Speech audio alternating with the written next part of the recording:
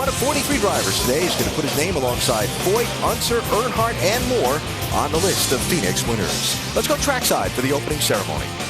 Now, ladies and gentlemen, please rise and remove your hats as the Marine Corps Recruiting Station Phoenix Color Guard presents our nation's colors. Please remain standing as Phoenix International Raceway Chaplain Ken Bowers offers today's invocation. Thank you, our Heavenly Father, for the beautiful day you've blessed us with. As the clouds have cleared, the sunshine reminds us of your love. We thank you for the blessing of accountability. We're all accountable to those we serve, but most importantly, we're accountable to you.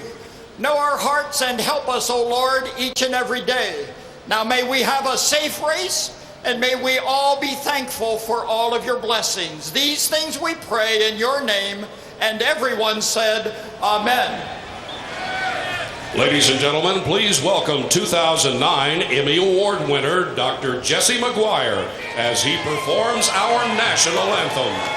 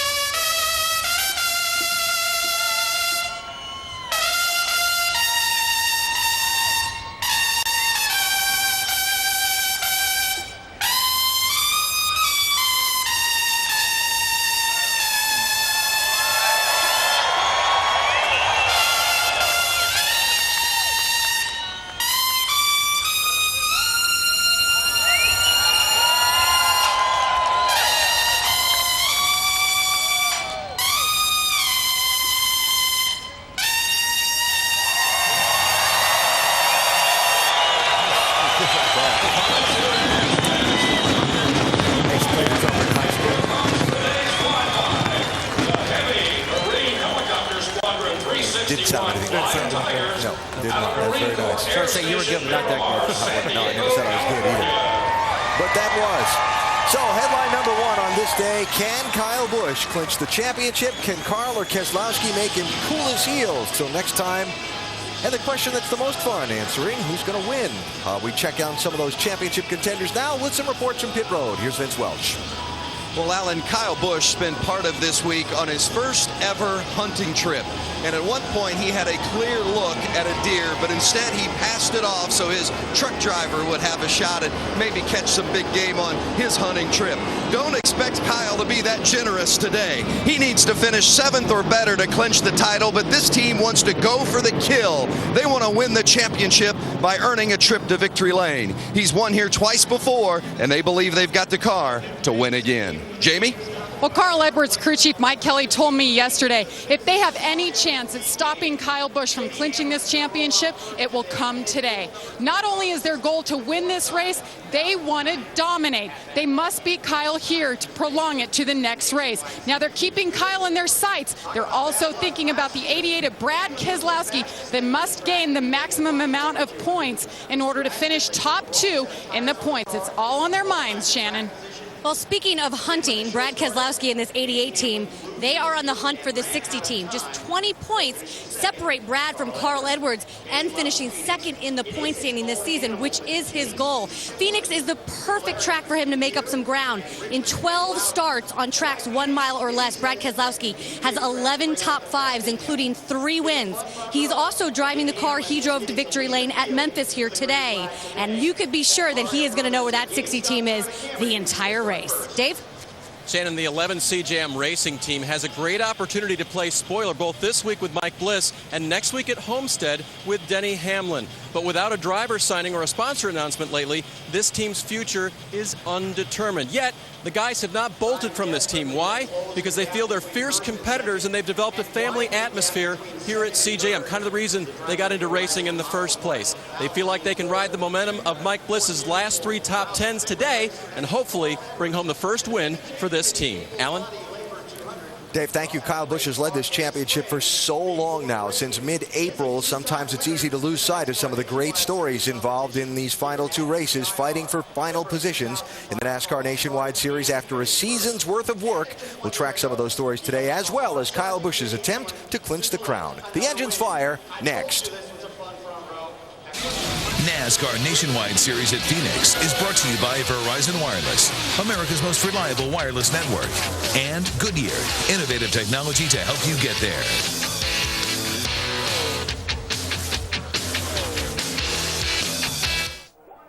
Command, Major General Gary Harrell, as he delivers the most famous words in motorsports. Gentlemen, start your engines. Crank it up. Fired up. I'm about to fire it up. Fired up. 1, 2, 1, 2, 1, 2, 1, 2. All that on right away. We should be good to go. Got you, little buddy.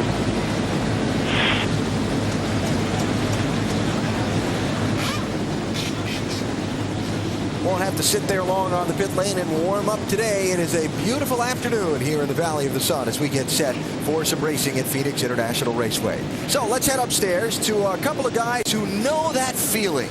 What it's like to put your hands on that championship trophy and hoist it into the air for the first time. Dale Jarrett and Andy Petrie ready to call the race along with Marty Reed. Gentlemen? Yeah, I'm the one that's never done that routine, Alan. Hey, you know, 12 out of 15 times that we've raced here at Phoenix, including the last 6, the winner has come from the top 4. You guys have already talked about number 2 qualifier Carl Edwards, number 4 qualifier Kyle Busch. I'm going to put these 2 guys on, pole sitter Denny Hamlin and Kevin Harvick. Yeah, I'm going to go right to the top with Denny Hamlin. I think that streak could very well stay intact today. Denny Hamlin has a great race car. He's with a team that knows how to win, and he knows how to get the job done on these flat racetracks. So look for Denny Hamlin to be up front all day and possibly go to victory lane. Yeah, I'm not sure anybody knows how to win more at this racetrack than Kevin Harvick. He's got 7 total wins in all the series, including last night's truck race, and his truck also won the championship with Ron Hornaday. So he's got a lot of momentum on his side, and he is now eligible to try to pull off that triple. He's in all 3 races. All right, we've also got a lot of action coming throughout this field. We've talked about the battle for 5th and on down through the battle through 10th with 2 races remaining. Our in-race reporter today is going to be Carl Edwards, and we're going to get a chance to talk to him right now. DJ? Hey, Carl, Dale Jarrett, you have a copy? I got you, Dale. Hey, Carl, I was going to ask you about your car yesterday in practice and everything, but we just saw a shot of you a minute ago putting some more tape on your windshield. Sun's going to be a real factor here today going that front straightaway, huh? Yeah, I think it is. You know, it comes right through the gap from the suites and the grandstands. You're staring. I mean, you know how it is. You're staring right down into a dark corner, and you kind of got to squint your eyes, and then last minute you turn in and you wait for your eyes to adjust. So we're trying to get this tape right, but this Valvoline Fusion's pretty fast, man. I'm excited about this race today.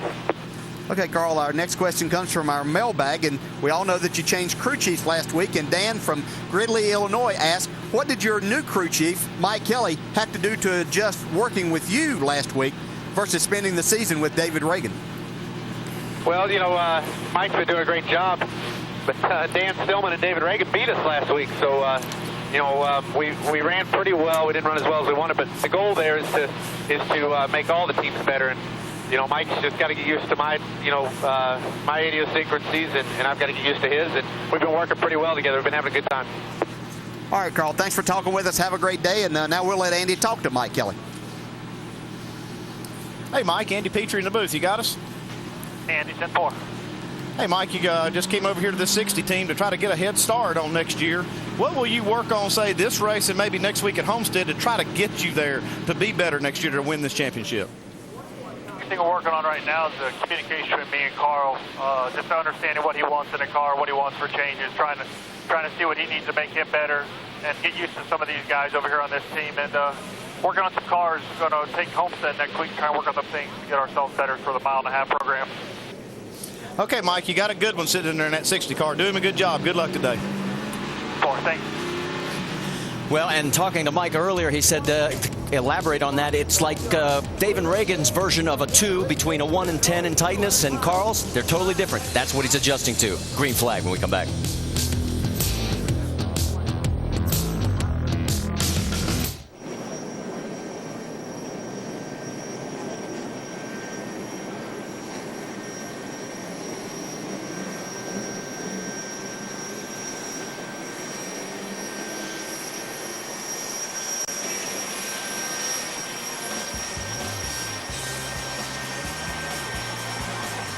'27 car, Jason Kelly. There's Jackman, John Reese from Joliet, Tennessee. His 6th year of going over the wall. He's got Jack in hand and ready to roll. All right, as we get ready, we're going to green flag this next time by. In countdown, you heard Rusty and the gang talking about the brake checking and everything that can happen on the start of this race. It makes it very treacherous here with this very narrow front stretch. Yeah, most of the time these guys do a good job of getting the race started without getting too antsy, but those double file restarts later in the race, that could really be an issue here. Yeah, and the sun does affect those also. 47 of Chris Cook is being black flagged already. No pit box, no crew chief. So they're going to park him before the start. So you can't even call him a start and park. To the rears, Joe Nemechek with an engine. Alex Tagliani as a result of that big crash that you saw back in qualifying.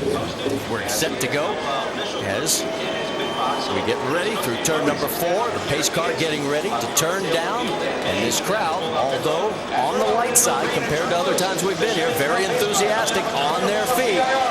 The penultimate round, the 34th race in the 2009 NASCAR Nationwide Series from Phoenix International Raceway is green.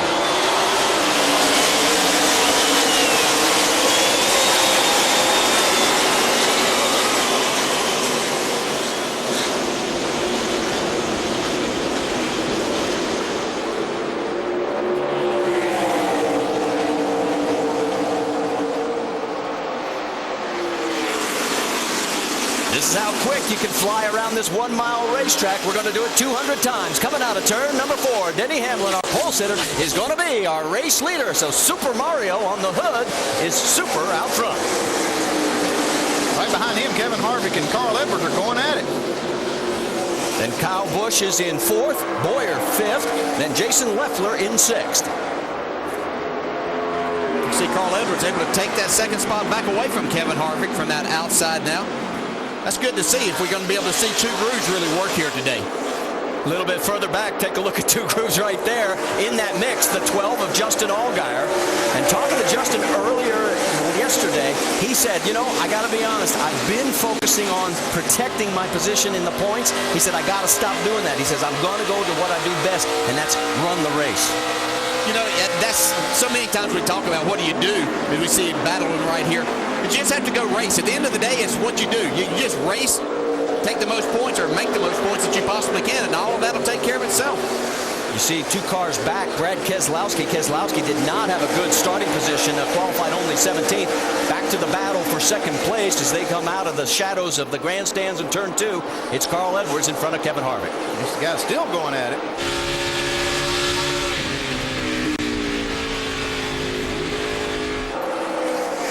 Checking in on Justin Allgaier. Remember the battle for 5th in the championship chase. We'll keep you posted on this. It's Allgaier in 12th. Stephen Wallace, who just 4 races ago was in that mix, but now it's Mike Bliss that's got the best chance. Whoa, and a little touch between the 88 of Keselowski and Stephen.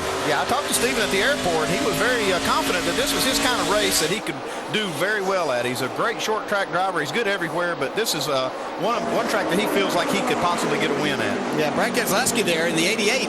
See him dive to the inside. He's just looking for somewhere to go. Didn't get the qualifying effort that he wanted. He's in a battle for that second spot in the points. Well, we mentioned the 47 was already black flagged, and it looks now like the 85 has gone behind the wall to park it with Casey Atwood. I mentioned at the beginning of the race how Jason Leffler looking for his first win of the year. He is running 7th right now in a battle with Mike Bliss. Bliss in 6th. Two Toyotas there battling, two drivers that have done a really good job, and I think came in here with their sights set on this is an opportunity for them to run extremely well and have a chance at winning the race. Even though, Marty, you talked earlier in our show that how many times the Cup drivers have dominated this race. And this is the last time you'll see Mike Bliss in this 11 car. He'll drive the 1 car next week at Homestead, but you can see how the points are right now that he's battling for that top 5 spot. Speaking of the 1 car, there is James Busher. He's going to be in this ride all next season. And the last time that we'll see Kleenex on the 27 car with Jason Keller behind the wheel. That sponsorship ends at the end of this race. Oh, trouble. Oh, here. trouble. And it's Kyle Busch, our points leader. Yikes. I don't know if he just got the left front into the wall there as he slid across. Got the right rear tag. Clint Boyer also in this mix. Our first caution is out. And what we saw last week in the Cup Series, all of a sudden we see it this week in the Nationwide Series. Well, Kyle has a pretty large point lead. Left front, 4 tires. And he's definitely got some damage here. But this does not look anywhere near as bad as last week involving Jimmy Johnson. They'll keep him going. They'll get in the pits here and pull these fenders out. Keep him going now. He may not be as competitive as he was, but he'll be able to stay on the racetrack and stay on the lead lap. So under our first caution here on lap number 9, let's go back and take another look. It looks like maybe Kyle just got loose coming up out of turn 2. A difficult part of the track. Yeah, he gets loose, and then, yeah, the 29 gets into him just barely, but Kyle was the one already out of control. Very difficult exit at turn 2. Then he hits the inside wall with the left front. See right here, that's got to be difficult, Bill. Going through these shadows and coming out, you got to get right next to that wall. Yeah, there's just no grip to be had there either. So you put all of those things together. It's just a very difficult part of the racetrack. Dave? And DJ, you need to describe for the folks what it feels like to drive a car that is quote-unquote tight in the center and loose off, because that is what he has been complaining about since this drop of the green flag, pushing really bad in the center of the corner and then snappy loose off. Those are 2 different ways to describe it, DJ. What's it like? Well, yeah, you got so much wheel because you're trying to get it turned through the center. You have to keep that wheel in it, and then all of a sudden, whenever it takes some grip then with the front end, then all of a sudden the back end jumps out from underneath you. So that's very difficult for the crew chief to fix and very hard for a driver to drive. You can see Kyle Busch has come in. They're going to change. Yeah, they're just going to fix the big things first. Try to get this left front fender clear of the tire. They're working on that rear bumper. Need to attach it so it doesn't come loose and get where they'll get black flag. Get it out. Keep hitting. Get it out. Just through the dog leg, almost into 3. Jay, get the left rear on, bud. Hey guys, just like we saw last week, the disaster drill for the 48 team, the 18 bunch assessing before he got here what they could and then repairing it on pit road as the spotter tells them where the pace car is. The pace car cannot pass him while he's sitting here or he'll go a lap down. So the idea is to get as much done as they can before they have to leave pit road and avoid dropping that lap. And well, they better get him out because look at the top of your screen. There comes the pace car. He will stay on the lead lap. We'll update everything when we come back.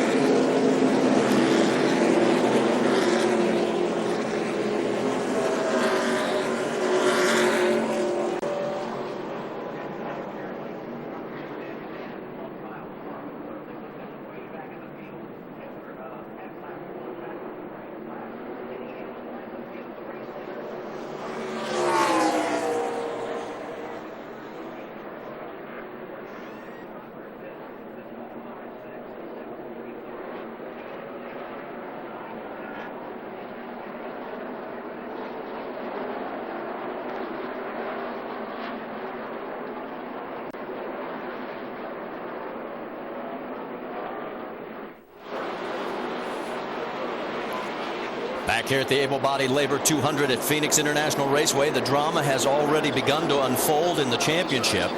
A still comfortable margin. We'll update that in a second, but let's go back to green flag racing with Denny Hamlin on the inside. Then it's Carl Edwards, Kevin Harvick, Mike Bliss, Jason Leffler. That's your top 5.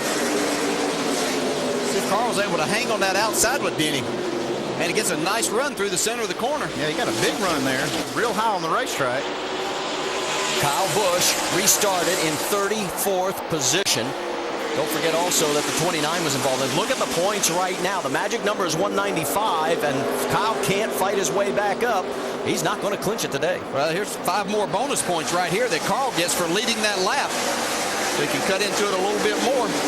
So it's now Edwards, followed by Hamlin. Mike Bliss up to 3rd. He's got a good run going here. Harvick, Leffler, and Reagan. That's your top 6. Now, we mentioned the fact that the 29 was also involved in this. Boyer is moving up quickly, though. He's up to 26, Dave. Well, Marty, I'm going to take it here, and Clinton Boyer indicated that Kyle had just pulled right in front of him on his radio. He said, I had no choice. They didn't think, actually, that he had made contact with Kyle, though, and, of course, they did both go spinning. No body damage on the 29 of Clinton Boyer when he came in to get 4 tires and have his car surveyed, although they think maybe got a hole in the header, but most importantly, no body damage for the 29. Well, and they're back together, nose to tail, but this time it's Boyer in front of the 18, and there is Trevor Bayne, who had a horrible qualifying effort earlier today, started way back into the field. David? And from up top on the spotter stand, Kyle was encouraged to do it just like Harvick did last night, one at a time. Remember Kevin Harvick in the truck race last night, right at this track, spun on lap 6. He went on to win the race, coming back from a big deficit. That's what Kyle was told, one at a time, and we can do it. Well, the one difference, though, was Harvick did not hit anything, but it looks like the damage is not going to hurt the performance of this car right now from what we're seeing. Yeah, so far, it looks like they did a nice job of getting everything patched up and beat out. Sometimes, Andy, you can actually beat that fender out a little bit more and get a little more downforce there. Yeah, sometimes you can get just a little more than they maybe allow you because you don't have to go back through inspection. Here's a lead change. Yes, sir. Put Hamlin zipping past the 60 of Carl Edwards, retaking the race lead. So now we'll have our second lead change between these 2 drivers. And in 3rd, it is still Mike Bliss. Let's get more from Shannon Spake. Well, it was a little bit of foreshadowing from Carl Edwards before the green flag drop for this race. He came over the radio and he told his team, guys, we never give up no matter what the point situation is. We are going to battle to the end. He did ask his team what happened to the 18 team, knowing that he has an opportunity to capitalize. Guys, this is a great track for Carl Edwards. Won in this race last season, led 79 laps when we were here earlier in April. Right now, the car is just a little bit loose for the 60. Vince. Well, Denny Hamlin in that 20, and you saw when he made that move, the car must be handling well, and it is. He says pretty good in the center, which is always key here at Phoenix, and it's okay in. So far he's got the corners taken care of, but a little bit free when he gets back on the throttle. He's also very relaxed. Doug Hewitt, the crew chief, said, you want me to give you lap times? And Denny said, not right now, maybe later. So far so good for the 20 car. All right, thank you, guys. Let's get you updated on some of the starting parks because we've had a lot of action here early. Kevin Hamlin has just gone behind the wall. So is Terry Cook, Johnny Chapman, Casey Atwood, Dennis Sesser, and we mentioned Chris Cook. First time things have calmed down a little bit on the racetrack here as we're working lap number 20. A lot of action here early at Phoenix, but now Denny Hamlin has opened up about a half-second lead over Carl Edwards. Yeah, and Carl's plan hasn't changed, even knowing that Kyle Busch had some problems. He came here to win this race, lead as many laps as he possibly can. Problem with him leading laps is going to be that 20 car. Looks like he's set on go today. Well, and there's the 3rd place car, Mike Bliss, and right now, with where he is at, he has taken over 5th position in that points championship, and there is Harvick trying to take the spot away from him for 3rd. This is just a tough place to pass. Kevin Harvick's been right on his bumper up beside him, just can't make that happen, but Mike Bliss is giving this 11 car a great run once again. Shannon? Yeah, a little more difficult for Mike Bliss because that 11 car is just a little bit tight as you see Kevin Harvick go down to the inside of that 11 car, Mike Bliss. I spoke with Mike today, and he told me, every time we come to these short tracks or these mile tracks, ones that are less than a mile and a half, I I feel like I have a shot at winning. I said, do you think you're better than the 18? He said, you know, I looked to Memphis. We had a great car at Memphis. We definitely battled with the 18, and we contended with them. And I feel that we are just as good here today. If we can get to them, we can definitely get them. And right now, they've got them on the track, obviously, because of the problems that Kyle Busch has had. Jamie? Kevin Harvick, you guys talked about him winning the truck race last night. He sits in fourth right now, but he told his team, guys, I'm really good. I think we're all the same right now. Out here, we're a little bit loose, but he really thinks he's better than this 60. And he is confident in this car. Why? It is a brand new race car. Last night, he brought a brand new truck, and a lot of the information transferred. So this team has high expectations for this 33 car. Marty? And you can see he's still taking a look underneath the 11, but can't get the job done right now. Got a fender on him, and now all of a sudden you saw the hand come out of the window, and Bliss told him to take it. Yeah, if you want it that bad, go ahead and take it. Yeah, we heard him talking about this 33 being a brand new race car. I love brand new race cars when you come to a flat track because they're usually lighter. As you run these race cars, they seem to get heavier and heavier, and they're never as light as they are when you first build them, so you can put that lid and that ballast where you want it. Let's drop back and update Kyle Busch because he has moved up 19 spots since the restart, and there he is going underneath James Buescher. And Trevor Bayne has hooked on and is moving forward. Bayne, as you see, the biggest movers on the track. He has come up 15 spots. Kyle 19. Bowyer has now come up 18 since the restart. And how this has affected the points? Well, it's starting to come back within grasp, 190, and the magic number is only 5 markers. Yeah, I don't think Kyle's car is great by any means or perfect, but it wasn't before he crashed either. Obviously, he wouldn't have crashed. Worst driving car I've ever had here. Well, I think he just told you what kind of car he had here. I tell you, Clint Bowyer did an outstanding job right here in this 29 car of avoiding the contact with Kyle Busch when he crashed, and I think that Kyle owes him a little bit of a thank you because he had to spin this car to miss that 18 car, and then it didn't cause any damage to him, and now he's coming back up through the field. He has moved up to the 11th spot, so again, both these guys getting back into the mix. You can see where he fell back as a result of the caution. And on the restart 31st, now up to 11th. Yeah, and a little advantage these guys have is they put tires on during that exchange when they were in the pits to repair the damage. So that's going to help them, and especially as they run on here. So as long as they have enough tires for the rest of the day, this could be very beneficial to them. So as this race begins to unfold and settle a little bit, there's your top 5 after 27 of 200 laps. A championship still to be decided.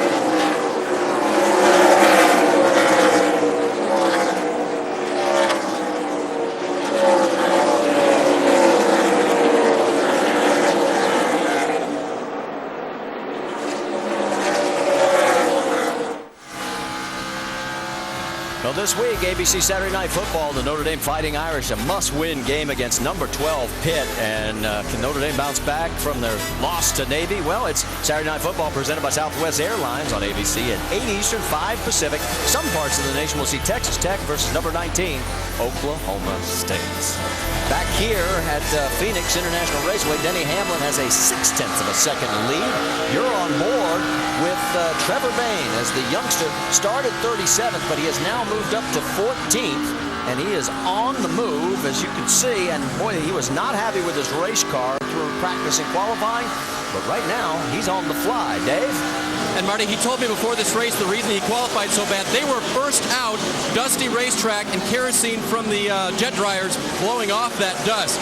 But you know, Trevor Bayne has been racing since he was 5 years old. And 2 years into his career, he went to the Bristol Motor Speedway to meet who he could. And they were famous race car drivers like Michael Waltrip. And he had his photo taken with Michael at age 5, right down there in the way lower right. That's little Trevor Bayne, 2-year veteran of racing already. Well, this week, he signed a contract with Michael Waltrip, which includes all the races in the Nationwide Series next year with Diamond Waltrip Racing, and then a commitment to Cup racing beyond that with Michael Waltrip. Somebody handed me this photo on the grid today, and I thought, hey, we got to show that. It is a great picture. Trevor's grown a few inches since then. He has, yeah. And he's grown into a good race driver, too, even though he doesn't have a lot of time in these cars. Very impressive young man behind the wheel. Leader is heading into lap traffic now, and there is Denny Hamlin. As you can see, he has gotten around the 0 car of Jeremy Clements. Kevin Harvick is closing in right there on the 60 for second place of Carl Edwards. So our in-race reporter's got his hands full again, and here goes Harvick for second. Yeah, finally Carl Edwards looks there and sees how fast his 33 is and says, okay, you can have it for now. That's kind of the give and take that drivers will play, especially these Cup drivers early in a race. Let's update you on another car that is pulled behind the wall. Joe Nemechek ran 26 total laps, but they had the hood up, and they have since gone to the garage. And it looks like the 07 as well. Danny O'Quinn is heading behind the wall. Now, if you were with us last week, remember Kevin Harvick was really up on the tire on his pit crew after the one stop that really cost them a number of positions. Jamie, what's the latest on all that? Well, he really felt like he had a car to win, and he felt like his pit crew let him down. So this week, he made one major change, and that was his rear tire changer. He let him go and has a new guy. You see him on the right side there, Brian Bottlemy. He has never worked with this team before. He works on the 34 Cup team, but this is going to be his first time. Talk about pressure, guys. He didn't have a chance to practice with this team this week, so first time working with them is going to be the first stop today. Man, talk about pressure. Now we're putting a spotlight on him too, and this is a good opportunity now for this 33 team today. They have a great race car today. He obviously didn't watch the telecast last week because he might have thought that's the second time about taking that job if he had heard Kevin. Well, Brian, we will wish you good luck. As first round of stops are upcoming. We've run 39 of 200 laps. Denny Hamlin's out front by 1.6 seconds.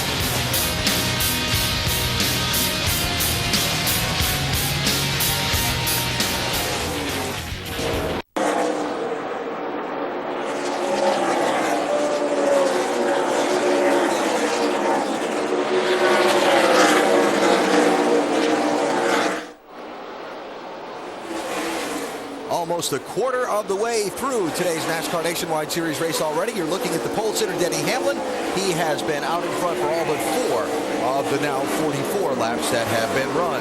Championship picture's been a big headline early in this one. Carl Edwards right now running in 3rd. Carl has led a lap earlier today. In fact, he led 4 laps. He's the only other guy besides Hamlin to have led. Carl fading back now to the number 3 spot, a 2nd and 9/10 behind Hamlin.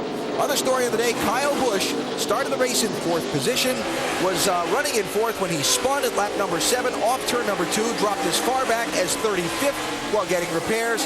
Now Kyle has moved his way back up to 12th position on the racetrack, and so he's inside the magic number. If Kyle leads by 195 or more at the end of the day, he'll lock up the Nationwide Series championship here at Phoenix today. How's his car after the crash and repairs? Here's what he said.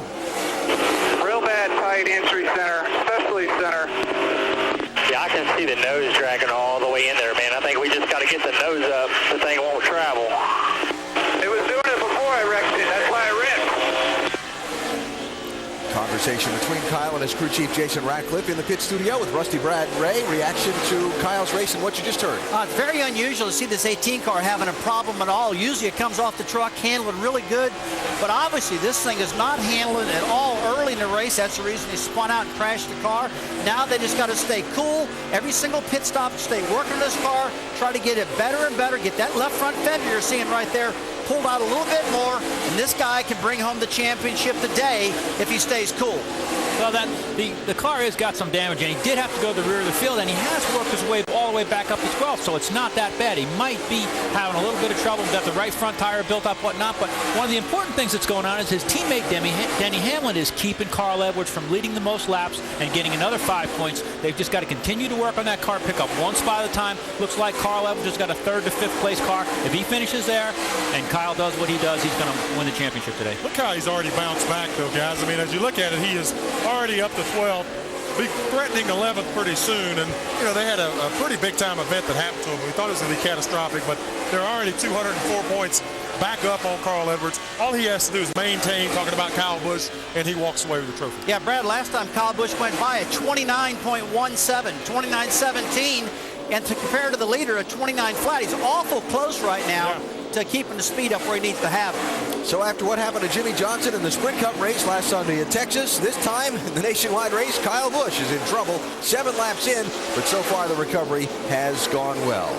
Quarter distance in, let's go up to Marty, DJ, and Andy, and Denny Hamlin looks like he's got it going on. Yeah, he does, Alan, as he just put Mike Wallace a lap down. That means we have 23 cars on the lead lap, and Tony Raines is his next victim to fall right there. He's got a 0.7 of a second lead over Kevin Harvick. Carl Edwards is 2 seconds back. Then it's Mike Bliss, David Reagan. That is your top 5. And there is Harvick also getting under the 01 of Mike Wallace. Yeah, Kevin looks like he has a really good race car. Not sure it's up to Denny Hamlin's standards right now, but he's really working the bottom, actually getting 2 tires down below that yellow line a couple of times to help get it turned off the corner. Yeah, I'm not so sure he's not up to par for Denny Hamlin. I think he's got something for him if he can get clear of this race traffic. He's starting to just slowly reel in that 20 car. He's not getting away from him by no means. Yeah, I think everybody except maybe these front 2 would like to work on their race car, so they'd be looking for a caution, get in and make some adjustments. Drop back a little bit further, and you can see the gap back to the 60 of Carl Edwards. Shannon, what's going on there? Well, right now, Carl Edwards saying that the car is just a little bit loose still. He's also complaining of a little bit of a chatter in the front when he gets through the corners. His crew chief has recommended an air pressure adjustment on the next pit stop. But guys, this number 60 car, this exact car right now, they've definitely gotten their money's worth out of this car. It is the same one that won here in November. It also won at Milwaukee, and it's the same car they drove here this spring. So you know they've got a lot of confidence in their car, in their driver. They just have to make the right adjustments to get them up front. Well, and his flat track program has always been very good this year. Yeah, it certainly has, and a lot of that can be attributed, I think, to Carl's talent. But when I had a car that I liked, you felt good in the seat, and it won races, wanted to run it as much as possible. He has 6 wins in 30 starts on 1-mile tracks. That's 1 out of every 5. That means he's pretty good, doesn't it? That's very good, yes, sir. In fact, that's one category where Kyle Busch is not among the top 5. He has not had the same kind of success on the 1-mile tracks. All right. Let's drift back a little bit further because here's Clint Boyer. Remember when he got tangled up in that spin? He has moved his way back up to 7th. He is behind Hamlin, Harvick, Edwards, Bliss, Reagan, and Reed Sorensen. Vince, what's the latest? Well, Clint says that he's wearing out the tires a little bit in traffic coming through, but he feels like the car is pretty good, as you can tell by the way he's been able to get back up through the field. You know, it's been a reunion of sorts for he and crew chief Dan Deringhoff. They were partners last year as Clint won the Nationwide Series championship. Deringhoff has not been in the Nationwide Series this year, but when Doug Randolph got promoted to the Cup side, Deringhoff came back up to sit on the box of the 29. So these two are very familiar with one another. And Dan said earlier this morning, boy, I'd sure like to get a win for Clint here before the end of the season. Get another one as these two guys are back together. Very comfortable working with one another, and they were fortunate to avoid damage in that early incident, moving back up through the field nicely. And just a couple of spots behind Clint Boyer, here comes Brad Keselowski all over the back bumper of the 66 of Stephen Wallace. Yeah, Steve's had a great race here at the beginning of these first 56 laps. Hanging right into the top 10, but Brad Keselowski, who started a little further back, making his way up into the top 10, still has some work to do as far as trying to catch up with Carl in the points. Dave? And Brad Keselowski has radioed the condition of his race car to his crew. Kind of interesting. Listen. Right now, the car, I have to flat-foot it up off. If I try to roll into the throttle, I plow like hell late exit. It's weird how it drives like this. I can't power throttle it at all. Like driving with a light switch. It's if Pop Zuri didn't really know what he was describing, he described it in a way all of us could understand. Light switch, pedal on, pedal off. DJ, what's that feel like? Well, I would say it's a different feel here because this is a racetrack, especially as you see him coming out of turn 4. That turns 3 and 4 is where you really want to be able to work the throttle to drive your car around that corner. But if you just happen to go wide open or off the throttle and let it roll, that'd be a different way of driving. Yeah, that's no fun right there. So it's kind of hard to fix, too. I mean, you're not going to just, fix that on a pit stop. Now remember, Brad is fighting out Carl Edwards for second place in the point standings. And let's show you the difference now as it is under 50 points between the two. But Brad's got a long way to go to catch up because he's a lot further back. He's right now running 8th. Edwards is 3rd on the racetrack. Remember back, it was in the spring race here. That's when Brad Keselowski finally got things turned around. Right now, he's chasing that man, as is everybody else.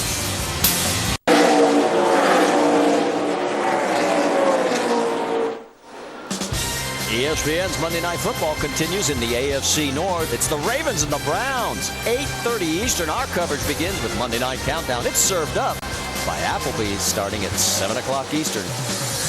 Back here at Phoenix International Raceway, we're working lap 65 at 200. Denny Hamlin has a 1.7 second lead over Kevin Harvick. You'll see Harvick just a little bit further back.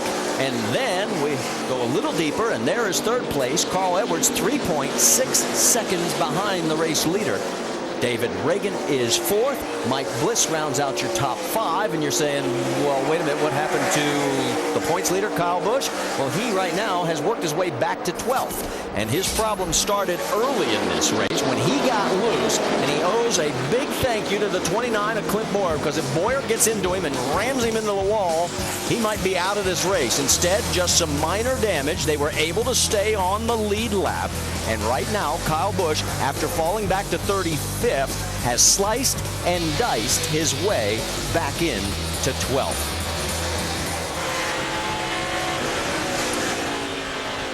We heard earlier from Kyle about the problems he's had. Let's check in with Tim Brewer in the Craftsman Tech Garage. And how can they fix it, Tim? The only way you're going to fix it, Marty, you can come in, raise the hood, and do it with the adjustment wrench here. But me, rather than raising that hood, I'm going to have the tire changer remove the left front tire, insert a ratchet. And what you're trying to do is run the bolt down. NASCAR will let you adjust this left front bolt, but you have to be raising the car. They will not let you let it down on a pit stop. That's the way I would do it to save a little time. Yeah, they're just trying to figure out a way now to keep this, the front end of this race car from banging the racetrack. That's what Jason Radcliffe, the crew chief, thinks is really causing them some problems right now. And it was from some of this damage. The only way they could actually raise that up would be with those jack screws. The other way might be to go in there and try to work on that front valance, maybe cut it a little bit where they can get a little more clearance. Well, while Kyle... Boy, there is everything working against us today. Everything. I give him the outside, and he can't even go to the outside. I mean, it's just like there's nothing that's ever easy. No, not everything's going bad. You do have a 204-point lead, and all you need is 195 when it's over.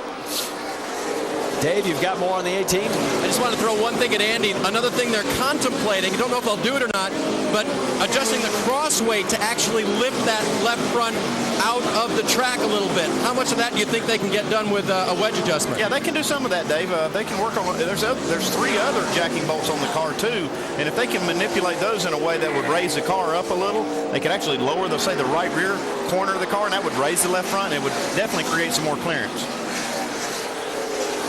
So we're getting ready for pit stops. In fact, the word is that there's the 27. Let's check in with John Reese. Right side's done, going to the left. It's up. All the loading nuts are on. Get out of here, Holmes. Go, baby. Woo! Well, John gets us started here. That's the first one of the first cars to make green flag stops. Now, Justin Allgaier, while this was going on, just got lapped by our race leader, Denny Hamlin. The significance, well, Allgaier is in 15th. Mike Bliss is 5th, and right now Bliss has about a 27-point lead in hand over Allgaier in the battle for 5th place. Dave? This is a race car that will not turn on this flat track. And when that doesn't happen, the driver is very, very frustrated. Justin's been complaining since the start of the race. Tight, tight, tight. It just won't turn. So a problem for Justin Allgaier, and boy, the last 4 or 5 races, he has not had the kind of finishes. In fact, he's finished worse than he's qualified on all of them. Here comes Jason Leffler. We told you pit stops were coming. Leffler peels off as he was running in the 11th position. Jamie? Well, this brand new race car isn't great for him so far. He said his entry is the biggest issue. He got extremely tight. That's why they pitted a little early. You see the ratchet in the back go down on the track bar there. Actually, they went up on the track bar. Air pressure adjustment. Fill it up with Sunoco fuel. 4 tires. Down and away. Spill a little bit of fuel on the exit, guys. 14.7 seconds on the pit stop. So Jason Leffler, who has nothing to gain or lose except he wants a win. He is solid in 4th. He can't get to 3rd. He can't fall back to 5th. So he's been focusing on the win. Denny Hamlin, your race leader.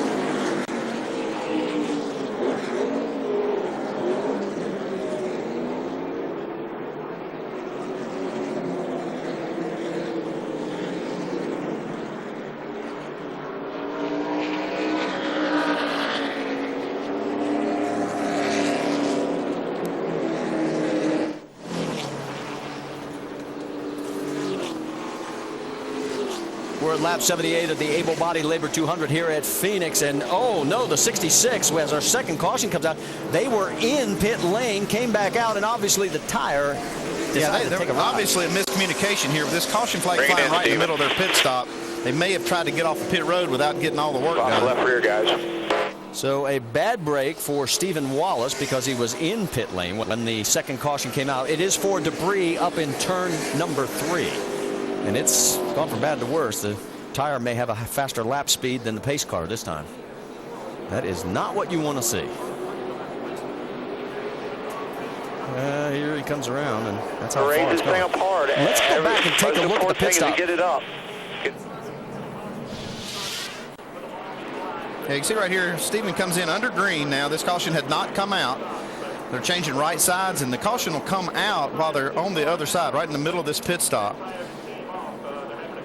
So making a chassis adjustment, having a little problem with the right front wheel there and lug nuts.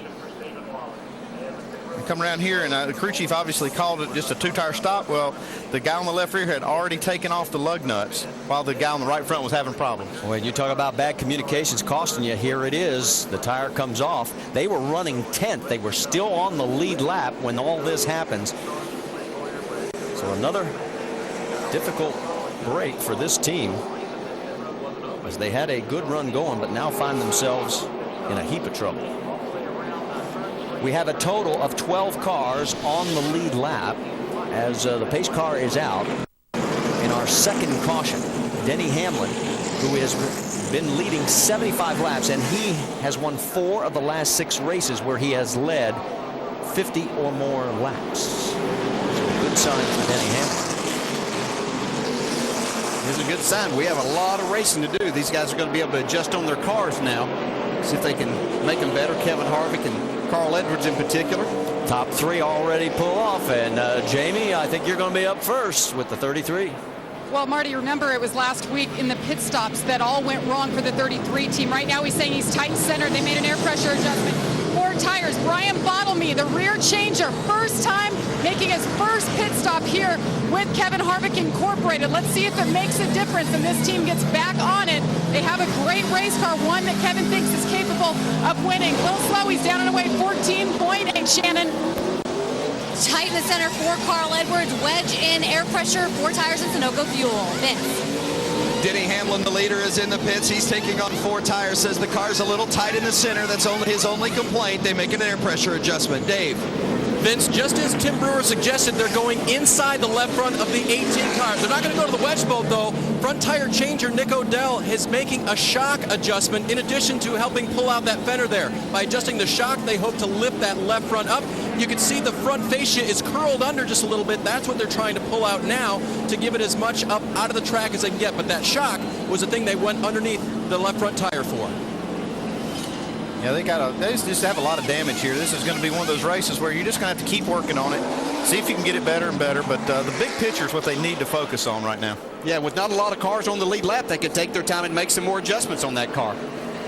And take a look at the race off, and here it is as Denny Hamlin, of course, gets there. And there's Carl Edwards now in second, Kevin Harvick third. So a good pit stop, but the 60 was a little bit better than the 33. Stay with us.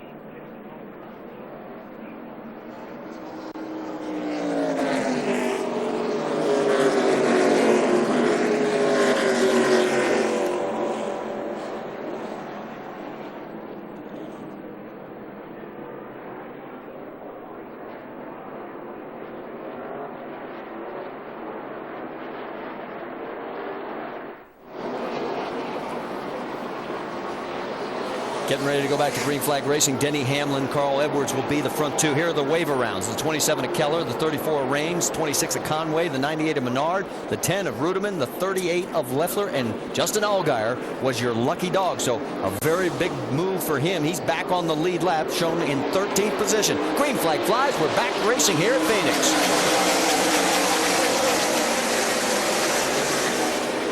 Here comes Harvick following the 20 right through turns 1 and 2. But Edwards still able to hold that outside line. He makes a nice run off of 2. He's still trying to work that high side. He took the lead from there on the last restart. Behind those three, it's David Reagan. Mike Bliss still running in the top 5 as you ride along with Kevin Harvick. Brad Keselowski has fought his way back up to 6th. And then it is Clint Bowyer in 7th. And remember, Bowyer was part of that early spin involving Kyle Busch. Yeah, another car that I'm looking at there, the 99 car. Trevor Bayne started 37th in this race. Had a great run during all of that green flag racing. Got himself up in the top 10 right now. You see him battling with Matt Kenseth. Showing a lot of poise for 18 years of age. Now going underneath the 32 of Reed Sorensen. They're going to go side by side. Sorensen carries the momentum. Yeah, look here. Clint Bowyer trying 3 wide, getting into 1. This is going to get interesting. Something's got to give. And Reagan backs out of it wisely, saying, fellas, I'm the meat in this sandwich. Man, I don't like it. That was a power move for Clint Bowyer. See what Bowyer has really come back, and here's Bliss. They're side by side. They're duking it out for position. That's a great crossover move you can use if you get past up there. Drive back to the inside. See if Mike Bliss can make that work. See, battles Clint Bowyer. That is the battle for 5th and 6th now, as Keselowski has moved ahead of these guys into 4th. So all of a sudden, Brad Keselowski, I mean, I saw him yesterday first practice, and he says, man, we tried some things. It was wrong, and they were basically starting all over, and they were playing catch-up the rest of the weekend. But all of a sudden, they've got it dialed. And it's 29 and 11, still going at it hard. They're both trying to track down Keselowski, and right now it is Boyer. Whoa, you saw him working that steering wheel, and he's got the spot. So Boyer now back to 5th, and Bliss in 6th. What makes this racetrack so much fun as a driver. You can just wheel that thing around here, not any grip on the bottom or the top. You just drive the heck out of it and see if you can come out in front of the guy you're racing. How about on board with James Busher? Yeah, James Busher doing a good job too, staying on the lead lap during that long run. Now he's battling with Matt Kenseth, one of the best in the business here. And of course, right in front of those two is Trevor Bayne, as we get more from Shannon Spake. 3 wins for that 16 team this season. One of those came right here at Phoenix in April. Of course, Greg Biffle was behind the wheel of the car, not Matt Kenseth. Matt has been complaining about no grip from the drop of the green flag today, guys. They tried to fix him up. They got him an air pressure adjustment and a track bar adjustment. And right now, as you see, Matt Kenseth get a little squirrely out there as the one car goes down low. Dave? Shannon, when leader Denny Hamlin showed up in James Busher's mirror, his spotter told him, you have to go now. And James Busher, even though he had a very loose race car, stepped it up and stayed on the lead lap. During that pit stop, they made a track bar and air pressure adjustment because the car was a little bit tight rolling the center, but mostly loose for Busher. All right, thanks, Dave. Let's update you on 2 other cars. Josh Wise is behind the wall right now, not listed as out, just off. Trouble for the 12 of Justin Allgaier. He had just gotten back on the lead lap with the lucky dog, and now he's got a flag. That's going to create a caution. Yeah, that's going to bring a caution out. Caution's out. Caution's out.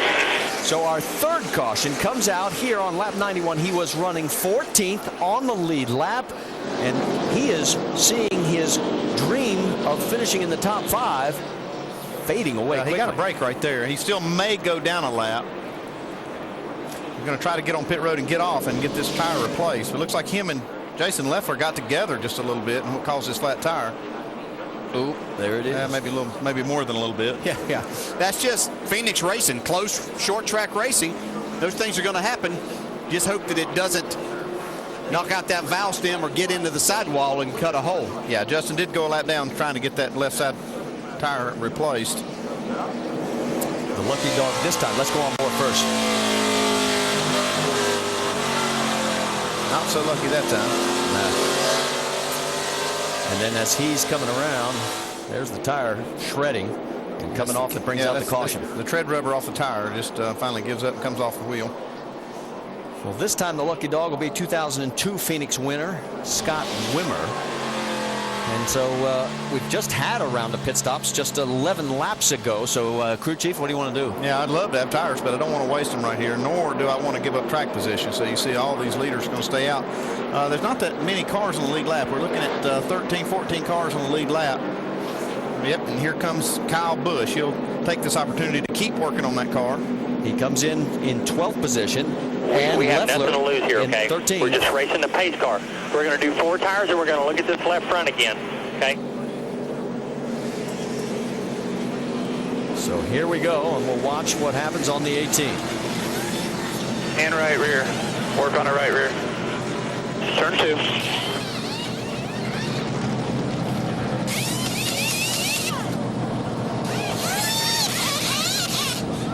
They're also working, you see right there on that right front where he had contact with Justin Allgaier. They're fixing that, but he was one of the wave around cars on the last caution. He had made a green flag stop, got down a lap.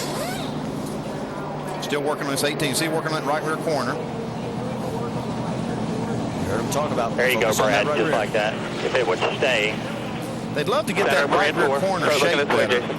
Because you rely on that part of the car for aerodynamic side force, and that really helps the car have more stability through the corners. Guys, you got 5 seconds. And it's worth speed to get that thing fixed right.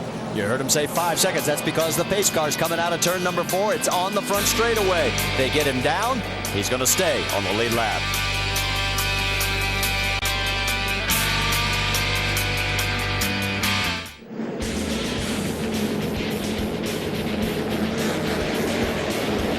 Allgaier is now back a lap down in 23rd position. Mike Bliss is in 6th. Watch this, though. Denny Hamlin just chose the outside lane on this restart. Let's see how it works for him. Denny has led 90 of the 94 laps run right here, and we're back to green flag racing. Carl Edwards gets a good start now. Gets down in there even with Denny. I think this was an experiment for Denny just to see for later in the race if we get in this situation again. I don't think he likes it because here comes Harvick. How'd it work out? Well, that's what he needs to know, you know. He's still digging out there, but looks like Carl Edwards going to get the advantage now. You notice how the front hood on the 33, when they get going down that backstretch, it's so light, it's just collapsing down. I wonder if that's an aerodynamic advantage for it. I'm not sure it's an advantage. I think it's just a sign of how the car, they build this thing as light as possible, keeping as many braces. Oh, man, look at Denny Hamlin get sideways on the bottom. And that's going to open the door for Harvick, and he ducks underneath him, heading into 3.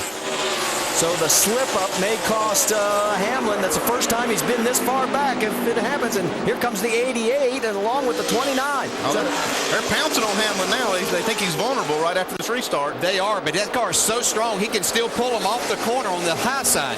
Oh, big crash. Menard is involved. It looks also like the 61 of Jason Bowles, who is making his debut in the series, is involved.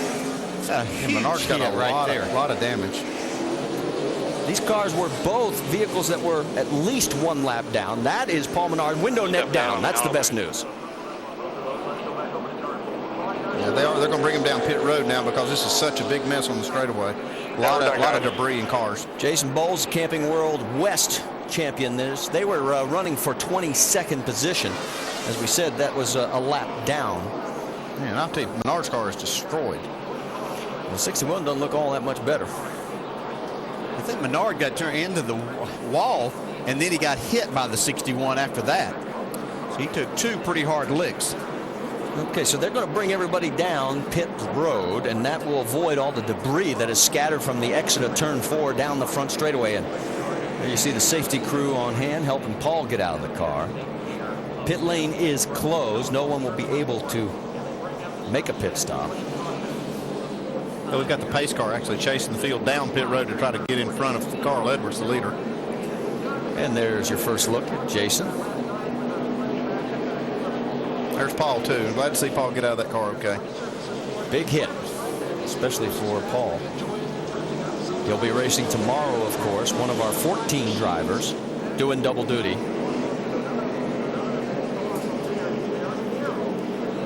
All right, let's go back. And this is about a lap earlier. Watch the 98 has a little contact with Mike Wallace. Now the question everybody's wondering is, did he have a cut tire because of that? Because here's the next lap. Yeah, no, he was just got down on the apron with the left front, got him really loose, gets him up into the wall, and then the 61 nowhere to go. And everybody else luckily misses it. Here's another view. Boy, Jason Keller just escapes. See here, hits the wall, and the 61 hits him just at the same time. You see the 24 car also getting involved. Yeah, Eric McClure also, and did not see that at the very instant that it happened, but you can see the damage that he had on his car. And there is the damage on the 24. Ooh, that's pretty bad. Yeah, that's also pretty serious too. He's going to have to work on that thing. He got a lot of damage on it. Well, because of this 4th caution, the lucky dog will go to Stephen Wallace, so he will get back on the lead lap. That will give us 15 cars on the lead lap, and they're going to stop them on the backstretch, so we're going to go to a red flag situation. There is Stephen. Yeah, you see everybody coming down pit road. Now, technically, the pit road is closed. No work is allowed, so they're just going to pass through here and then park them on the back straightaway while they clean this big mess up.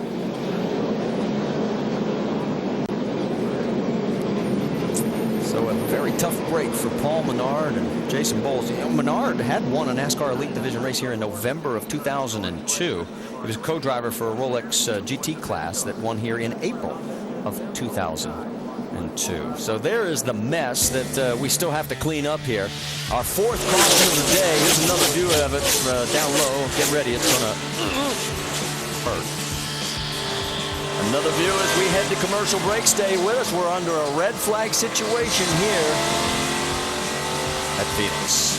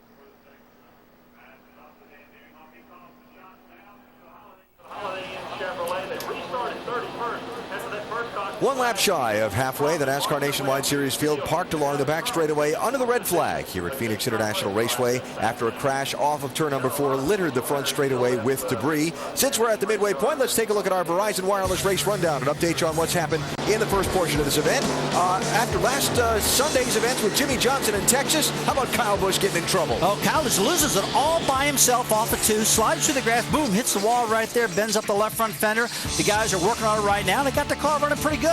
Championship leader in trouble just 7 laps into the race, but then he got some repairs and started moving. He did a great job. Came right back into this race and put himself, as far up as 12th throughout the race. So he's done a good job protecting his points lead. As we sit right now, though, he's 181 back. Still got some work to do. Denny Hamlin has been the dominant driver so far. He's led 91 of the 99 laps that have been run after starting on the pole. He slipped back a little bit lately, Ray. Yeah, you got to give him a little bit of credit. Look, he took the outside on the restart to see what was going to be for later in the race. Dropped him back. He's in traffic right now. They didn't really get enough time for him to get back up there. I expect him to get back up front, and he'll probably choose the inside on the next restart. Hamlin sitting in second on the restart, and the great battle for Rookie of the Year took a little twist when Justin Allgaier had trouble while running in 12th spot. Yeah, you see Jason Leffler and Justin Allgaier get together right there. Blew out Jason's left rear tire. You see it come off right there. He almost spun the car out, did a good job, but he's took a hit in the points right now. We're barely halfway through the event. He might get this lap back, through the lucky dog thing. If he can perform good enough, he'll be back in the game. Allgaier running in 19th position now. Brendan Gaughan, the guy he's racing for Rookie of the Year, is not having a stellar race. He's only in 16th. So we'll see how that plays out. Remember, your top 16 finishes on the year are what count for Rookie of the Year. From the pit studio outside of turn number 2, where all those cars are parked just about behind us with Rusty, Brad, and Ray. What's it like being in one of those race cars sitting under a red flag when you've been going, and now you're waiting? Well, it's time for you to breathe a little bit and think about what can I do to make my car handle better if it's not really working good, I'd be talking to my crew chief, which would probably be a guy like Ray Abraham over there, who's a whiz at fixing these cars. Ray, and I'd be saying, hey, man, the thing is loose, it's tight, let's change this, let's try that. A lot of conversation going on how to get my car better. That's what's so good about a red flag condition. Allows a driver to think and talk to his crew chief. One of the interesting things right now, though, is we only have 100 laps left on a mile racetrack. This is like an old Saturday night short track race. These 100 laps are going to go very quickly, so any adjustments you have at this point in time need to be good because you may not get another chance to touch that hot rod. And they've got to be careful on these red flags because sometimes if you don't shut these cars off properly and put enough fuel in them, the way the engine shuts off and cools down, it could do some damage to the valves. So we're liable to see some engine problems after this restart. Now that's an interesting thought. Watching Carl Edwards sit in the office, a little bit more quiet and stoic than he'd like to be right now. He is our in-race reporter today. I guess he's happy, DJ, that he's at the head of the line, but probably not happy that he's on a little coffee break, huh? Yeah, probably not, but let's talk to him and see. Hey, Carl, Dale Jarrett, you have a copy? Hey, Jason.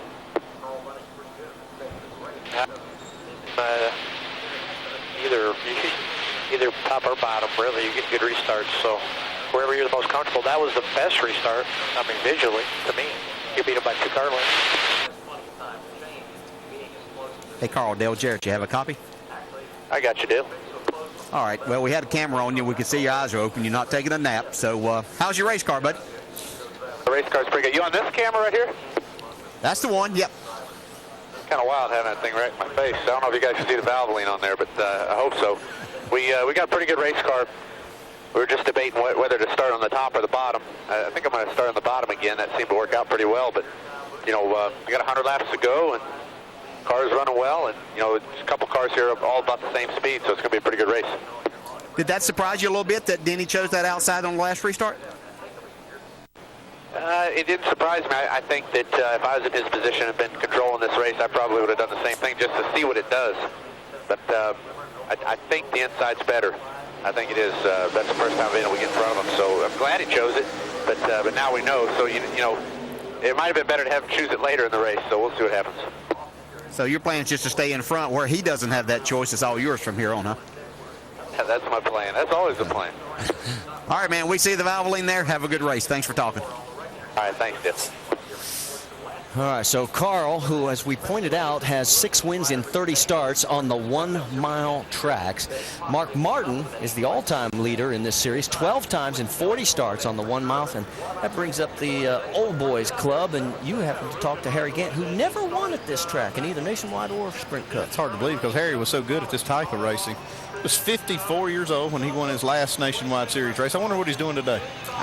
Probably, what do you think? Watching the race? Does he watch our races? I bet he's kicked up watching this. You're going to get another text or phone call here. Let's check in with Jamie. She has caught up with Paul Menard.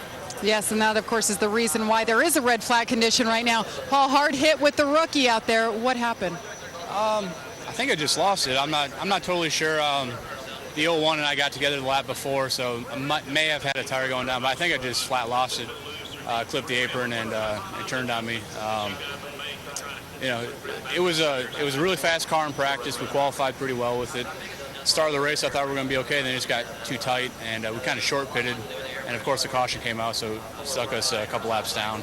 But we made some good changes at the pit stop, and I thought the car's back to the top 10 caliber car, and just ran out of room there, I guess. All right, Paul, glad to see that you're okay, and Paul Menard will be back in the car next week at Homestead. Marty? And he'll be starting 41st tomorrow in the Sprint Cup race right here at Phoenix International Raceway.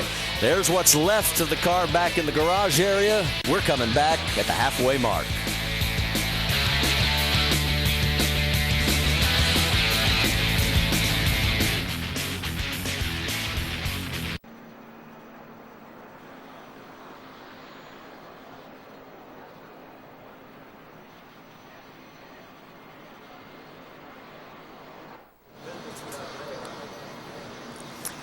Under a red flag here at Phoenix International Raceway, just at the halfway mark of this race. Denny Hamlin has run and led 91 of those laps so far. He's going to be celebrating his 29th birthday next Wednesday. Like to give himself an early present with a victory here. And Vince, what's the latest on the 20? Well, they've been having a little bit of a battery issue. They've switched back and forth a couple of times between the batteries, inconsistent readings on the voltage meter in the car, and crew chief Doug Hewitt reminded Denny to turn off his fans during this red flag to save on the batteries. And maybe for better explanation, let's check in with Tim Brewer in the Craftsman Tech Garage. Tim? Thanks, Vince.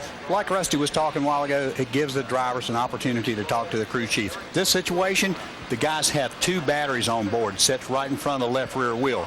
But how's he change it? He can actually go to the switch right here. You got battery A, or you can flip to battery B. But how you monitor that is with a voltage gauge right here. By checking both batteries, you find out how much power you have in each one of them, so you can select the one you want to finish the race on. Dave? Hey, Brewer, been down here in the 18 pit watching them huddle off of the pit box. It's been about 12 minutes in this red flag now. That is an eternity in racing and a good amount of time for a group that has a problem to talk about it. Kyle Busch has said, my car went straight on that last restart. Why? He began to offer explanations. The crew has been talking about perhaps why. They're not exactly sure. They may come down and change the fresh set of tires they just put on the car to make sure it's okay. But this luxury right now of 12 minutes and counting is big for the 18 team as they try to get him back in the race and hopefully clinch this championship. So there you see the damage on the 18 of Kyle Busch. And right now, Kyle shown in 13th position. And it is not enough, as it stands right now, for him to put a lock on his first ever NASCAR Series championship. The magic number is 195. You see there, it is 181. Talk about Brad Keselowski a little bit when we come back here to Phoenix.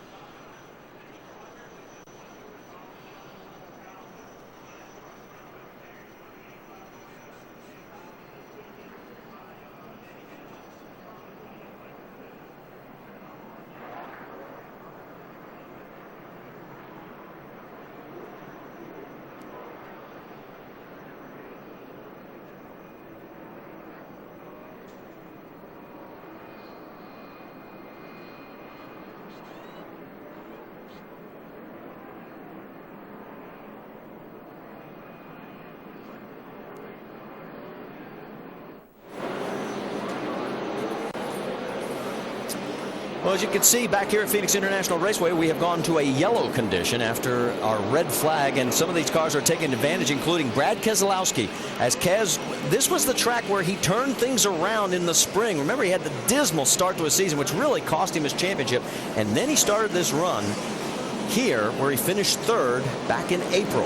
And they are going for 4 fresh tires, as is the 18 of Kyle Busch. And we saw one of his crew members as they're finishing up this job during the red flag with binoculars over on the far side of the track. Yeah, we saw Kyle Busch position his car so that crew member could look at the damage, and then they could start getting a plan together on how they could best fix it. And they've done that. Now they're applying these repairs, trying to get this car better. Now, yeah, I wouldn't count Kyle Busch out of this thing at all. I mean, they haven't even given up on trying to win this race. No, I'm not sure that he ever had the car to win the race from the start today. It looked like they were going to struggle a little bit, but they can certainly fix this good enough to get them inside the top 10, which will probably be good enough to clinch the championship for them. Yeah, they want to get it fixed up at least pretty nice, because they're going to have to take a lot of pictures when the race is over.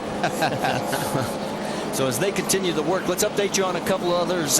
Jeremy Clements is off behind the wall, and Kevin Butler is also off, and Josh Wise has pulled out of the race. Let's talk about what's coming up here on the calendar. NASCAR Sprint Cup at Phoenix, presented by Goodyear. It's tomorrow, 2:30 Eastern over on ABC.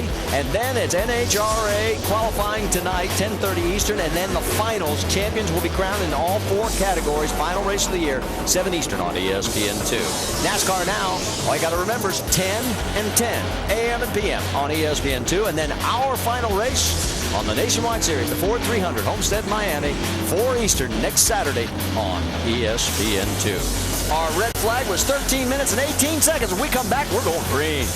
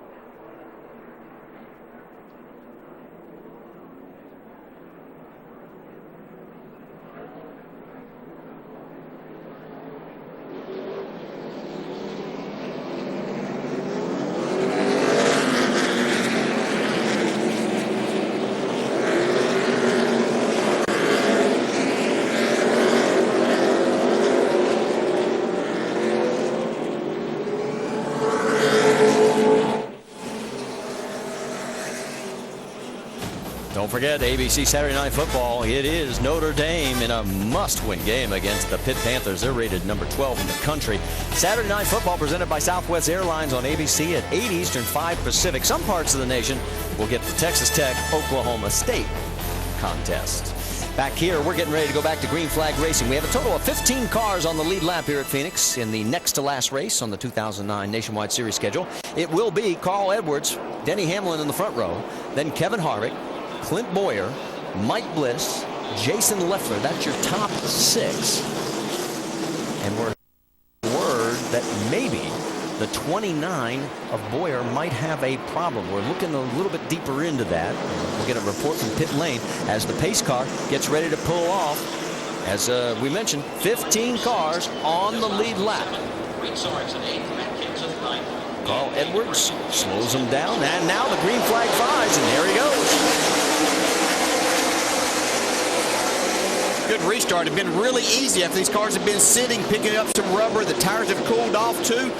Been really easy to spin your tires right there. And you see Denny Hamlin needing some rear grip off of turn 2. Yeah, Kevin Harvick takes advantage of that too and gets that second spot. Down into turn number 3. There is Boyer. If he's got a problem, it's not rearing its ugly head right now because he's putting pressure on Hamlin. He's looking on the outside of Denny Hamlin now off turn 4. That is a lot of the track dry that you see getting kicked up by the guys coming across start-finish line. I think the problem they're talking about is a possible hole in the header, and that'll just make sometimes a backfiring sound as you go into the corners, you let off the gas. Shouldn't create really a problem throughout the day. It's not that long of a race, so it shouldn't be anything that would affect him either. Guys, remember when I said Carl slowed him down coming to the green? NASCAR said, you slowed him down too much. They warned him next time. Yeah, they frown on that. They want you to hold a constant speed when you come down to get the green flag. No snow, like what they call brake checking or slowing down right before you go, which would bottle up everybody behind you and give you an advantage. That's why they warned him. Mike Bliss, remember when he was running up as high as 4th? Right now he is falling back as he has dropped to 10th. Kenseth got around him, and here comes Kyle Busch on the high side, and James Buescher may give him a handful as well. Now Bliss will be switching back to the number 1 car. Remember, it was the one ride that he rode in most of the season, then got abruptly canned. I asked him about that. I said, why are you doing this? He said, well, 1, I have a lot of friends on that team. He said, 2, it is a good car. And 3, I've got something to prove. So he'll be in the 1 next week. That'll be interesting. He's in the 11 right now. He hadn't been up there in the top 5 for most of the time. You can see the 1 car, James Buescher, really sideways as he came out of turn 2 that last time. Buescher, the 8th different driver in that number 1 car this year. He'll be in that ride all year long next year. We move back forward a little bit. There's Reed Sorensen in the 32 with David Reagan right underneath him in the 6, and there is Keselowski looking for both of them to get the heck out of the way. Yeah, look at this 18 car now. He's back in the mix and trying to pass Matt Kenseth on the outside. I think they've got this car fixed a lot better. Whatever that little adjustment during the pit stop after the red flag situation, it has paid dividends. Let's get an update on David Reagan. Shannon? David Reagan on 4 fresh tires came down pit road lap 100. The car was tight, so they made a wedge adjustment and also added some fuel. But the most important thing is you see him going to the inside of that 32 is those 4 fresh tires. Dave? Yeah, Shannon, now where does Brad Keselowski go? He's going to choose, he's going to stay with the 32 for right now. On the outside line there, Brad said, you got my car turning better, Pops, about 70% of the way there, but I need the other 30%. So they came down on that last caution, put 4 tires on, made an air pressure adjustment as he continues to hang on the outside. And for a moment there, you could see 6th through 12th. There they are, pretty much in a group, and some great racing going on in this middle pack. You see Kyle Busch has made his way up into the mix here. He was trying the outside. Now he's going to the inside of Brad Keselowski. He's also just looking for somewhere to go, but the 6 and 32. And just in case you're interested, right now, the point margin is 195, where Kyle is running in 9th position and Carl leading the race, and that is the magic number.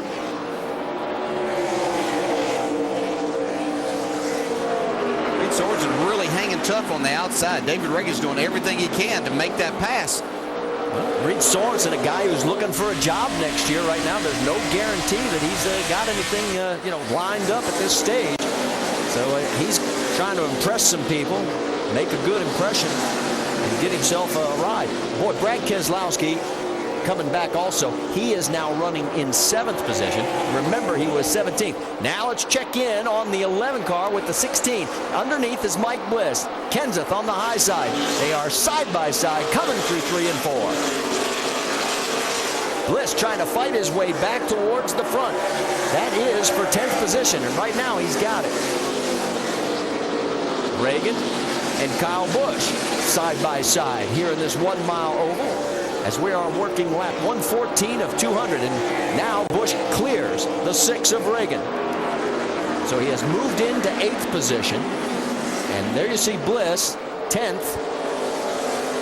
And we talk about the 5th and final place on the podium for the Nationwide Series Champions Award ceremony. Well, right now, the 11 driver, Mike Bliss, would have that spot. but only 15 points is Justin Allgaier, and Allgaier is a lap down in 19th position right now. Now, Bliss has only finished in the top 5 in the final points twice in his career. Back in 04 and in 08, and both times he was 5th in the championship chase. That's the view from Justin Allgaier. That's the battle for the Rookie of the Year championship, because he and Brendan Gaughan going tooth and nail at it. That was for 18th and 19th. Let's check back up front, where you've got Carl Edwards leading by 2 seconds over Kevin Harvick. So Carl has got this car dialed in, guys. Yeah, he's got that clean air out front, too. He fought hard to get that. He passed that 20 car when Denny Hamlin chose the outside on a restart, got the lead, and then has been able to maintain it. There's Clint Boyer, as you can see, started 5th, fell back after the spin, and now running forward. What's the latest on this car? We heard of we might have a problem here. Do they have a problem, Vince? Well, in Boyers, you see a good battle on the track there between Keselowski and Reed Sorensen. But Clint Boyer, when he had tangled with Kyle Busch and gotten involved in that incident, they thought when he ran over the curve, maybe he had done some header damage. He felt that that was the case, but in talking with the crew, they think, in fact, that maybe instead he got a hole in the tailpipe, and that's given him a little bit of a feeling that it's the header issue. He said he just doesn't feel like he has the power coming off the 4th turn that he would like. Still a pretty good run as Boyer's in the top 5. And a good recovery after that incident with Kyle Busch earlier. Well, tell him this. He's only 1/10 of a second off of the leader pace that last lap. Well, that's what he's saying. He needs that 10. He needs that power. And that's the thing about a hole in the header or exhaust pipe won't cost you a ton of power, but it will cost you, 10, maybe 15 horsepower, depending on where it is. So that could be enough that he could feel that and knows that's a problem. Kyle Busch has worked his way up to the 8th position, and he is in control of his own destiny again after a momentary scare early in this race when he spun it and just nudged the wall. But the team has fought back, and they are in the championship hunt.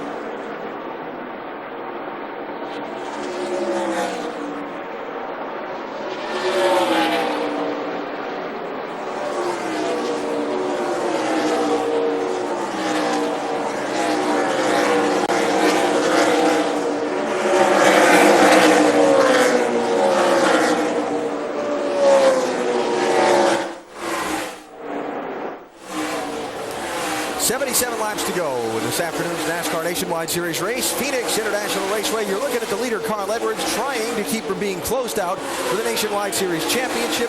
2nd in points starting today. Needed to get underneath of 195 points behind Kyle Busch to have any kind of shot going to the finale next week at Homestead Miami Speedway. Right now, Kyle Busch, after a lap 7 spin, has recovered to the point that he's running 8th in this race. He's made numerous pit stops to repair that back end of and the front end of that Toyota, and again he's come back up to run 8th at this point in position to claim the championship trophy as they run, but we've still got 76 laps to go. But watching a lot of the work going on that 18 car. Ray Abraham's been keeping a careful eye on things. What are you seeing that they've been doing to this car? Well, it's what you're not seeing. What they did on a pit stop right after the red flag was work on the bottom of that car. And the brake ducts and brake pans are very sensitive. You see them putting tape up onto the bottom there? They probably put the brake duct back in place. These cars, again, are very sensitive because that brake pan is so big it actually acts like an aerodynamic device under that car. So they made those repairs, taped it up, and it seems like the car is turning better for him. It's allowed him to move up several positions, and right now he's got a 199-point lead on Carl Edwards. And right now, I think Kyle, behind the wheel of that car, is more thinking about winning this race again. Listen. Dude, all of a sudden went from loose to tight. I don't know what's going on, man. I am so lost. Yeah. We're just going to have to get a good pit stop here. You guys are going to have to give me some track position. He said, you're going to have to get me some track position. Well, he says he's lost with the car a little bit, but what he doesn't know is how bad the left front corner of this car is tore up. As a driver, you're looking out the front, you see in the hood, you don't see a lot of damage because you can't see the bottom of the left front corner. He's got right rear damage that's really affecting the car, and he's got left front damage. He's just going to have to drive the wheels off it and do what he's got with what he's got to work with, and that's about it. Yeah, we were talking earlier, Rusty. He was talking about the race car taking off through the corner, and you brought up a good point. It's probably the body of that race car actually touching the racetrack and creating that glide sled type feel for him. But I tell you, he's not doing too bad. He's running 8th right now with a good chance to get a top 5 finish. And looking for track position despite a car that he doesn't like the way that it's driving. And running very competitive lap times if you look at the monitor. Yeah. Pretty good race for 3rd and 4th. Denny Hamlin on the 20. Clint Boyer on the 29. We'll keep an eye on that. Let's get you up to speed with Nationwide Insurance and update you on how all these front runners are thinking about their cars with another set of pit stops coming up. We start with the front runner and Shannon. Alan, someone that's loving that track position right now is that 60 car of Carl Edwards. He says the car is great. He is chattering just a little bit. The nose is chattering just a little bit through the turns. Told Mike Kelly to start thinking about ways that they can fix it on the next pit stop. Carl Edwards knows that the A-Team team is likely going to run away with this championship, but he said his goal for today is to get some points on the 88 of Keselowski so that he can go into Homestead and have a little more confidence and work on some things for next year. Jamie? Well, the great weekend continues for Kevin Harvick. After winning the truck race last night, his driver, Ron Hornaday, locked up the Drivers' Championship, and it continues here. This brand new race car is really been a rocket today on that restart. You saw him power through. He gained a position. Beside being a little loose, car is good. Vince? Denny Hamlin running 3rd, fought a little bit tight in the center in that last run. The car's pretty good here on this stint. When Dave Rogers left to be Kyle Busch's Cup crew chief, he also took engineer and shockman Ron Denton with him. So it was like losing 3 people off this 20 team. A lot of guys being asked to step up. Fortunately, Joe Gibbs Racing has the depth of quality of people to do it. They've made that transition a lot more seamless than other teams, that's for sure. So another good run for the 20 team today. The 29 of Clint Boyer also having a good run, and should give a shout out to crew chief Dan Deringhoff. He started the season on this 29. There's a good look at Dan on the right hand side. Then he went off to work with RCR's young driver Austin Dillon, asked to come back to be on the 29 box, working with Clint Boyer again. They always seem to work well, especially here. And Clint, he's won here before, having another good run today. Jamie? And Jason Leffler escaped what could have been a big one earlier, but no damage, and the car remains good. He brought a brand new race car here. They're trying something new as well, but he said this car acted so differently to any changes we made. They were scrambling in first practice. Second practice, though, they said, we think we have a great car. He's worked his way up to 5th. The car is pretty good. He, too, is a little bit loose. Dave? Brad Keselowski restarted 7th, so he's picking up spots now, chasing down Leffler. Hasn't said anything on the radio since they made that air pressure adjustment on the car. Pop Fury told me this morning that they were so confident about how hard they worked on the car yesterday that they didn't make any overnight changes, and that car has run pretty well for Brad today. Vince? Reed Sorensen is in the 32 car for the 2nd time this season. He finished 2nd at Gateway in his other appearance in this car. And I would look for an announcement in the next couple of weeks indicating that he'll be in this car a lot more often next season. This car, as far as it handling today, they made it a little bit more free in, and it didn't help on the exit. This is a car that has been real good throughout the course of the day, but they just quite haven't found the sweet spot yet. Shannon? Vince, David Reagan in that 6 car currently running 8th on the racetrack has been on quite a streak in the Nationwide Series. He has 6 straight top 10 finishes. That 6 car has been a little bit tight all day for the driver, and this is the last race that David Reagan will be in this car in 2009. Eric Darnell will be taking over next week at Homestead, so David Reagan wants to get a good finish for this team here today. Dave? There's no question, Shannon, that today the 18 bunch wanted to wrap up this championship if they could. Jason Ratcliffe told me this morning, though, they wanted to clinch by winning. That's going to be a little bit tough to do, especially as you got a good look at the left front of the car there. They just chuckled on the radio about Kyle saying, my arrow might be a little off. And Jason Ratcliffe said, from where I'm sitting, buddy, I'd say you're right. Marty? All right, thank you, guys. Great update. Right behind him there is Matt Kenseth in 10th. Then it is Mike Bliss, James Buescher, Trevor Bayne, Stephen Wallace, Scott Wimmer. That's the 15 cars that are on the lead lap. We also have 15 cars behind the wall out of this race. So the field right now of 28 working on lap number 138 of 200. There's the top 5. Carl Edwards trying to make it 7 out of 31 wins on the mile tracks.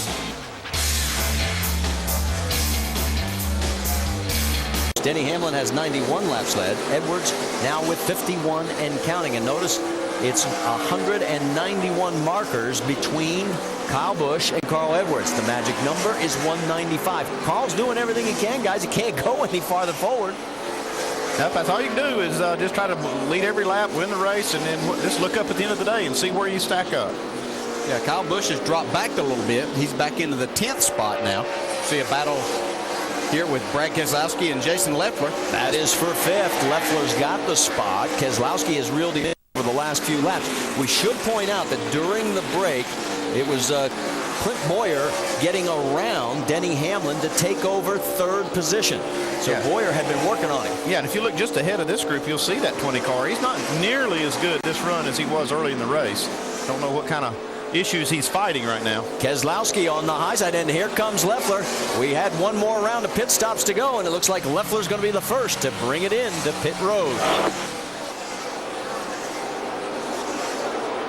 So with 56 laps remaining, he makes his final pit stop. He's got a problem. Oh, he's got a problem. This is a lot worse. Yeah, he just was complaining on the radio saying, I'm losing my brakes, guys, and I went and checked it out, and he said that he's not tough on his brakes at all, but you see he has an oil leaking, a line actually, oil leaking out that caused him to lose the brakes. You see him checking it out right there. Tough break for the 38, guys. We just reported what a great job he did recovering from almost a devastating run earlier on, but we'll get more on this, and I'll get back to you, Marty. Yeah, I was watching the pit stop earlier, and they had a ton of brake dust coming off of that wheel. He has really been heavy on this brake wear. Watch this. You'll see right here when he takes this wheel off, you see all the brake dust fly out from the inside. When that pad wears completely out, which is what happened there, it'll actually let the pucks in the caliper come out, and all the brake fluid was getting on that hot rotor, and that's why you saw that fire all up inside that wheel well there. If we go down to our Craftsman Tech Garage, Tim Brewer might shed a little more light on it. Thanks, Andy. Look at these enormous rotors right here. You know, this is an 1 5/8, but still yet look at this brake pad. You got a lot of area right here for a lot of friction. But back over here, you got a transfer line right here that might have broken. But more than likely, like Andy says, this is the O-ring. When the heat transfers through the piston, gets to this O-ring, if you melt them out there, that's when you're going to have all the fluid run out, and that's where the fire's going to erupt.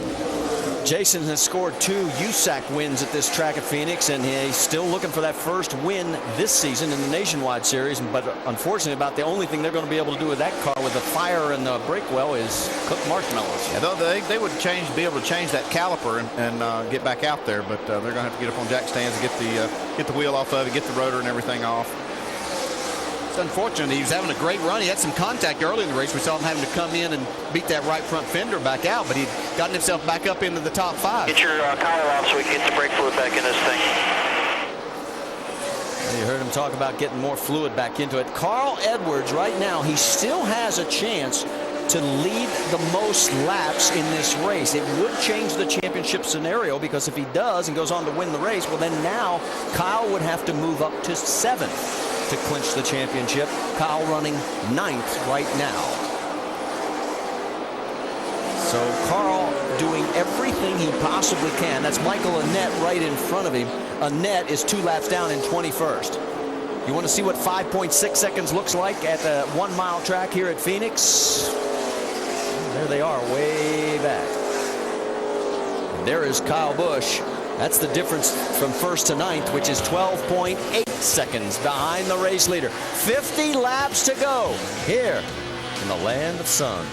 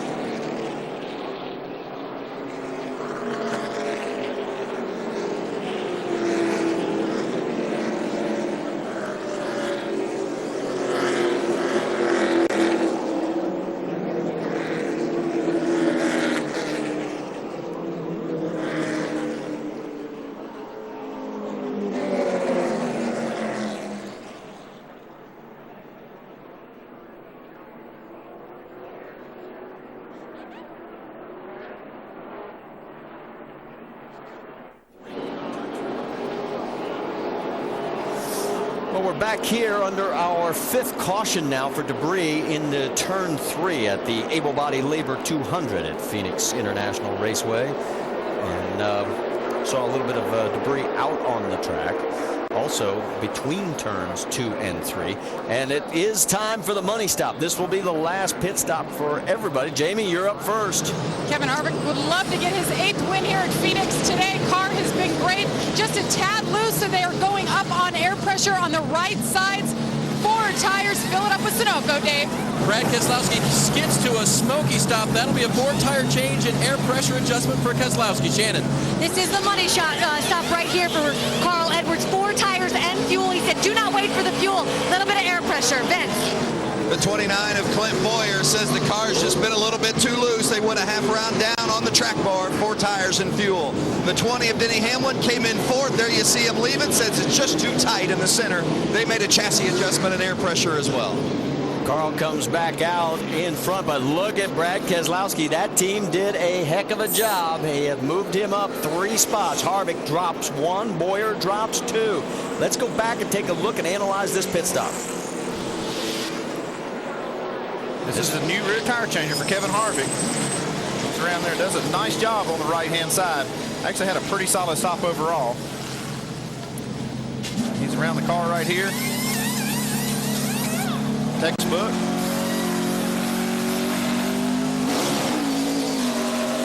They were about 14.5 seconds. But there is Carl Edwards getting out first, and a couple of cars in the 13.8 range, including Brad Keselowski.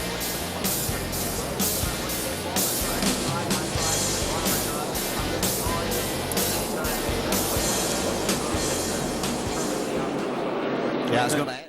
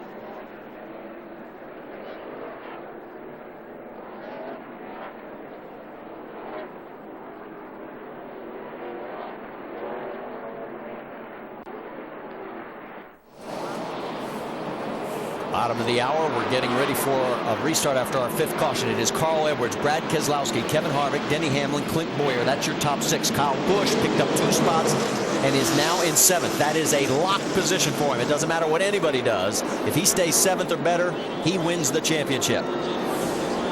Get ready as we're going back to green. Annette Range, Townley, and Kenny Wallace got the wave around. We have now a total of 16 back on the lead lap, and we're racing again at Phoenix.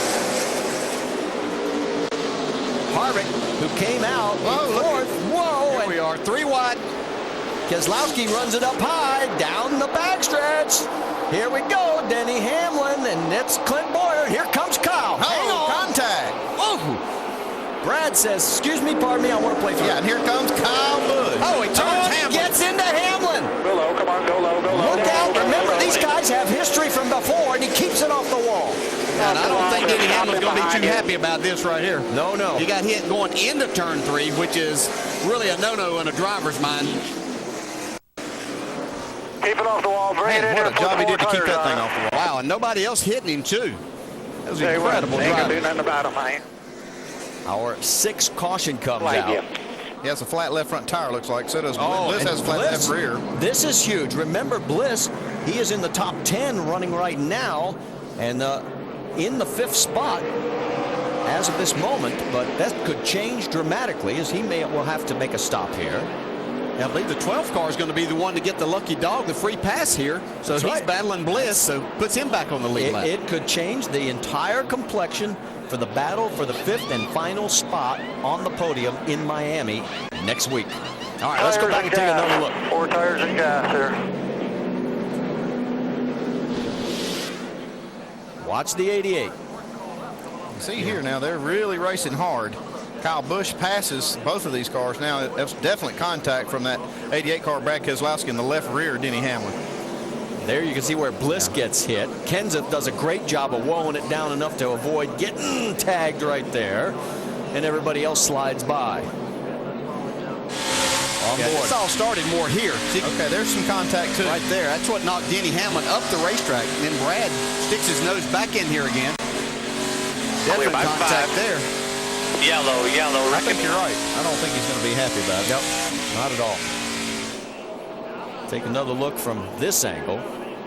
Well, there's just nowhere to go right there. I'm sorry. There's one thing to be aggressive driving, but when you don't have anywhere that you're going to go, there's no room to stick your nose in there. You don't just turn a guy. Remember we said this started. Okay, so there's what Brad's mad about a little bit. And now we know the rest of the story. This is where we saw the 3 wide, where they were coming down. Okay, let's go. As you see the nudge, and then here comes the second one, and it sounded from just the to onboard. make sure he gets the message right here. Yeah, he didn't leave up on the throttle, and there goes Kyle Busch sneaking through, and that's where Bliss gets tagged by the 1 car, James Buescher. Ironic, that'll be the ride he's in. That just looked like a lot of history is what that looked like. Ooh, baby. 2 guys that hadn't forgot. Yeah. Memory like an elephant. All right, well, let's talk about Monday Night Football because it's an AFC North battle. It is Cleveland and the Ravens, and it's at 8:30 Eastern. Our coverage begins with Monday Night Countdown. It's served up by Applebee's, and that'll be at 7 o'clock Eastern. All right, we're going to stay right here because we are down to 41 laps to go. And quite honestly, we want to see what happens here to Mike Bliss and how far back he falls in this race for the 5th and final spot. That again? How was your heart after the 88 and the 20 went after each other right in front of you? Well, that kid never fails to amaze me, does he? I don't know what happened prior to that, so I really can't comment on it. But, from what I saw, he definitely went down the middle of the corner and punted him. But what happened back here, I don't know. But it's still, every week he wrecks somebody, and NASCAR's not going to do anything about it. And unfortunately, I'm afraid he's going to get hurt because somebody's going to get angry and do it at a higher speed racetrack. And we don't want to see that. Jason's guy missed the wreck, though, and that's the big deal, guys. Yeah, and there's a lot of subplots going on here because guess who's going to get the lucky dog? It is Justin Allgaier. He is going to be 17th, and guess who's going to be 15th? On the same lap, Mike Bliss. The points are tight enough for 5th.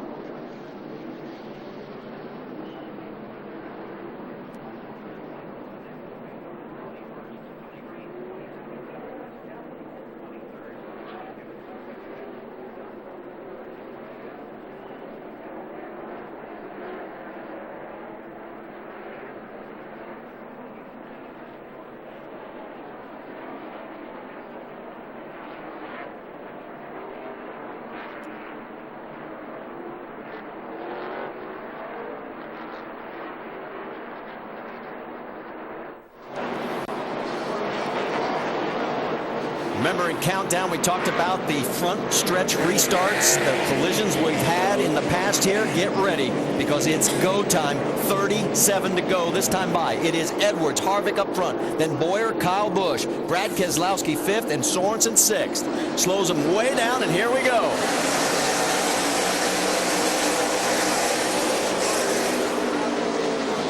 Well, we made it through the front stretch this time. Boy, Harvick gave it a good run into turn 1, but not able to stay outside of Carl Edwards. No, but it did keep him in second and not let that inside lane get up there, and he'd lose some more spots. Side by side for third, Boyer and Kyle Busch. This car was 35th early in this race. They have had a total of 6 pit stops just trying to get back, and here they are running third. There you see the points. He clinches if he just stays there, but he looks like he wants more. Harvick's trying his best. He's using all the racetrack down there, apron and everything, trying to get around Carl Edwards. Let's go back to just a little bit earlier before we went green. Kyle's comments on the turn of the 88 on the 20. You go make sure NASCAR does something about that. You may be only 4'5", but dude, the 88 just flat out dumped the 20. He tried to get into turn 3 and missed, so he throttled up and drove into him at the center of the corner. What is wrong with that kid? So we know how Kyle feels. He may not have seen that earlier contact between them to know what kind of caused that whole deal. Yeah, well, these two just keep building. Right now, they are not anywhere close to each other on the racetrack. But, oh, look out. Boyer gets a little loose, hangs on to it. Yeah, you know, Kyle's doing a great job fighting this car, as damaged as it is, and running up as high as he is. But he's not going to be able to hang on to some of these other cars that are a little bit better. All right, a little further back in the field, there is Mike Bliss. He is duking it out with the 99 of Trevor Bayne. That is for 10th. So Bliss back on the move towards the front, and Allgaier is in 16th. They are on the lead lap. And right now, it would be a 6-point margin for 5th with Bliss having it. You can see Kyle losing some more spots here. Reed Sorensen has passed him. Now he's under attack from David Reagan. And it looks like their repair work on the right rear corner has sort of come apart, which may be a part of the reason. And Reagan going underneath him. Take a look right there. You can see it's just flapping in the breeze. Yeah, it's hanging on there. I don't think he's got anything to worry about as far as getting black flag, but it may not be as good as it was earlier. He's hanging on right now on the outside line. Reagan trying to get underneath him. And here comes Brad Keselowski. He may get his opportunity to take care of some revenge for his teammate if he wants to in just a few laps. Yeah, I think as we run on here, Kyle's only got about a 7th or 8th place I've car. got no motor in his car whatsoever. None. Zero motor to pull off the corner. All right, so now he's got a motor issue. That was Kyle's radio, and here comes Keselowski underneath him, and he's giving him plenty of room. Well, not so much maybe now. not so much. Side by side, he's looking over saying, oh, no. Here we go. Brad got the low line, and he does clear him. So move Keselowski little crossover in the 6th. right here. Kyle's looking back inside. Well, Kyle's in 7th. This is the position where he clinches no matter what. And he's trying to get back underneath him. Kyle cannot afford to move any further back with Carl Edwards up front. It is right now at 203, the difference. That clinches it for Kyle.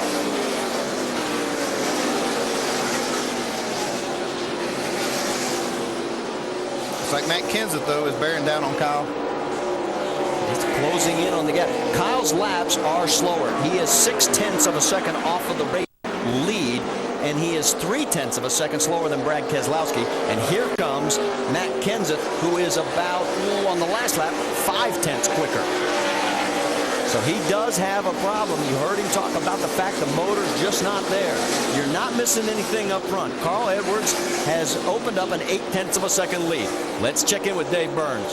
And the comments from Kyle are that he is aero loose, has nothing to lean on. I don't know quite what that means because I haven't driven these things. DJ, you have. What's he talking about? Yeah, he just can't be aggressive with the car, and I think a lot of it has to do with that right rear.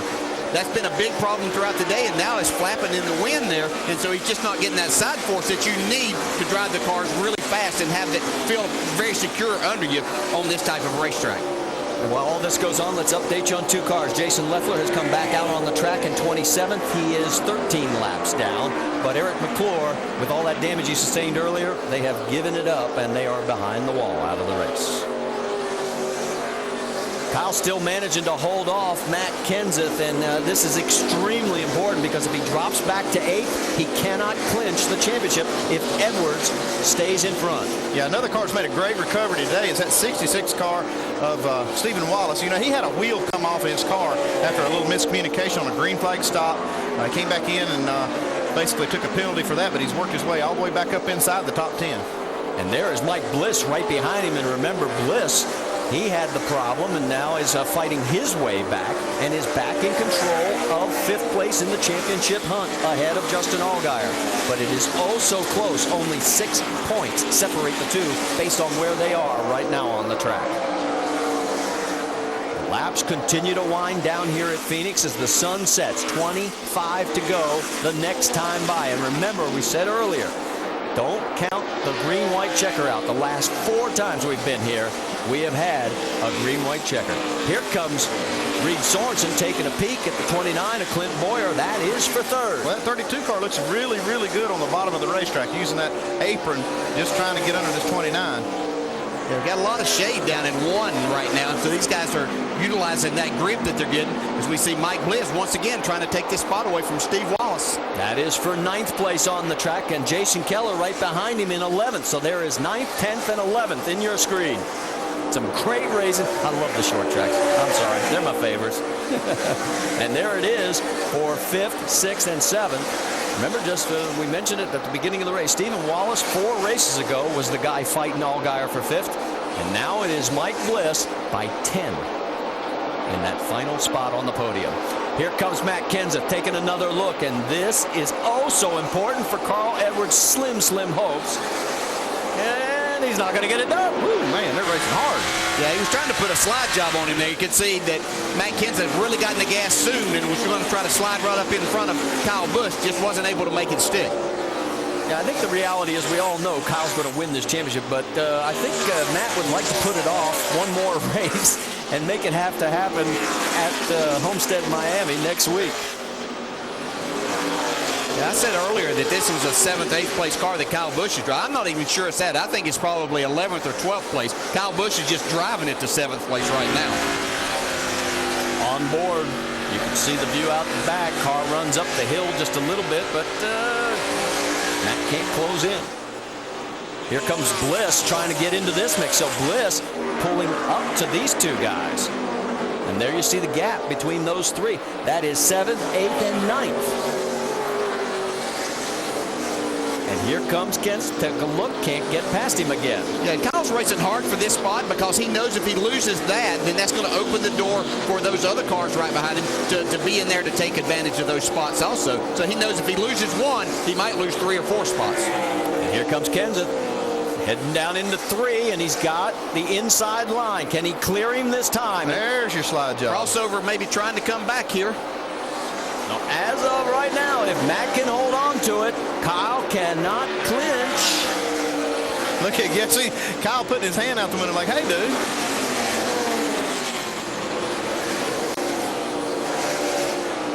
Let me correct myself. He's going to have to drop 1 more spot. He's going to have to get back to 9th to the point where he cannot clinch. Yeah, that number will change by 5 more points if Carl Edwards leads the most laps. Yeah, that's right. My mind. That's right. and he, guys, you're right. You're absolutely right because he's going to do it in 1 more lap. So that would change the complexion. Oh! And man, Kyle runs up the hill, and that means Bliss gets underneath him. So that's going to change it a few more points. Yeah, that's 4 more points. Didn't quite hear what he said there. Don't know that we wanted to. I'm not sure he's happy with that 16. Dave? What Kyle said was, tell the 16 why that spot was important. Kyle's very aware that if he had held that spot, he could clinch. I was wondering if these guys are counting spots and points or not. Kyle obviously knew. Yeah, I'm not sure Matt cares too much. Yeah. Matt's a teammate of Carl Edwards. Why in the world would he care to help Kyle? He says, good luck. Well, get ready. Why do I always have to ask myself why? Kyle, don't ask why. Just keep driving, buddy. All right. Carl Edwards has just taken over the points situation with the most laps led here. He's going to clinch that mark. and that is going to keep him from losing this championship at least for one more week. Well, I can tell you, it's still pretty dismal. It's you know, like we said, it's a guarantee. But you know, it's kind of fun to make him stretch it out as much as he can. I mean, I'm sure Carl would just love to. You know, all it means is Kyle just has to show up next week. Basically, you're got to qualify, and then he would clinch. There's still 16 laps to go in this one, but there is your race leader as he unloaded yesterday and was fastest in first practice, and they have been very happy with this race car all weekend long.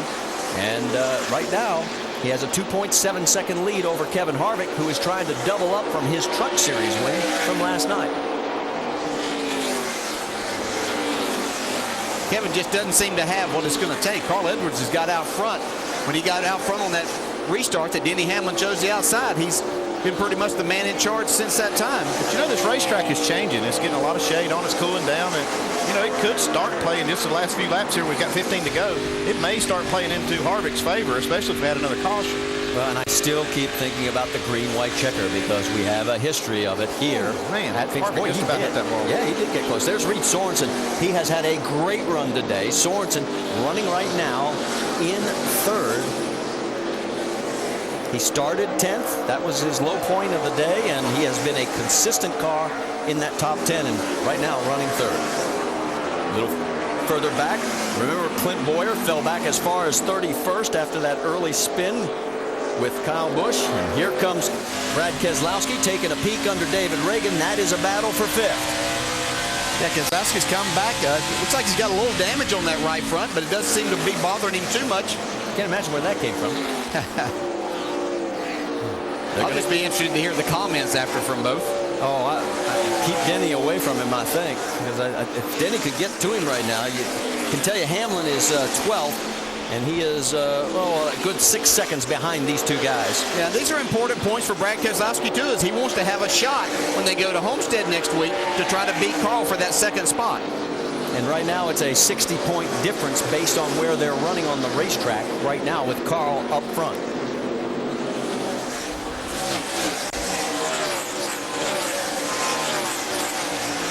And now Keselowski opens up some more ground over David Reagan. So that battle has sort of faded off as the sun continues to fade. And we're now down. Next time by, it'll be 10 laps remaining. Matt Kenseth, you can see right there in 7th position.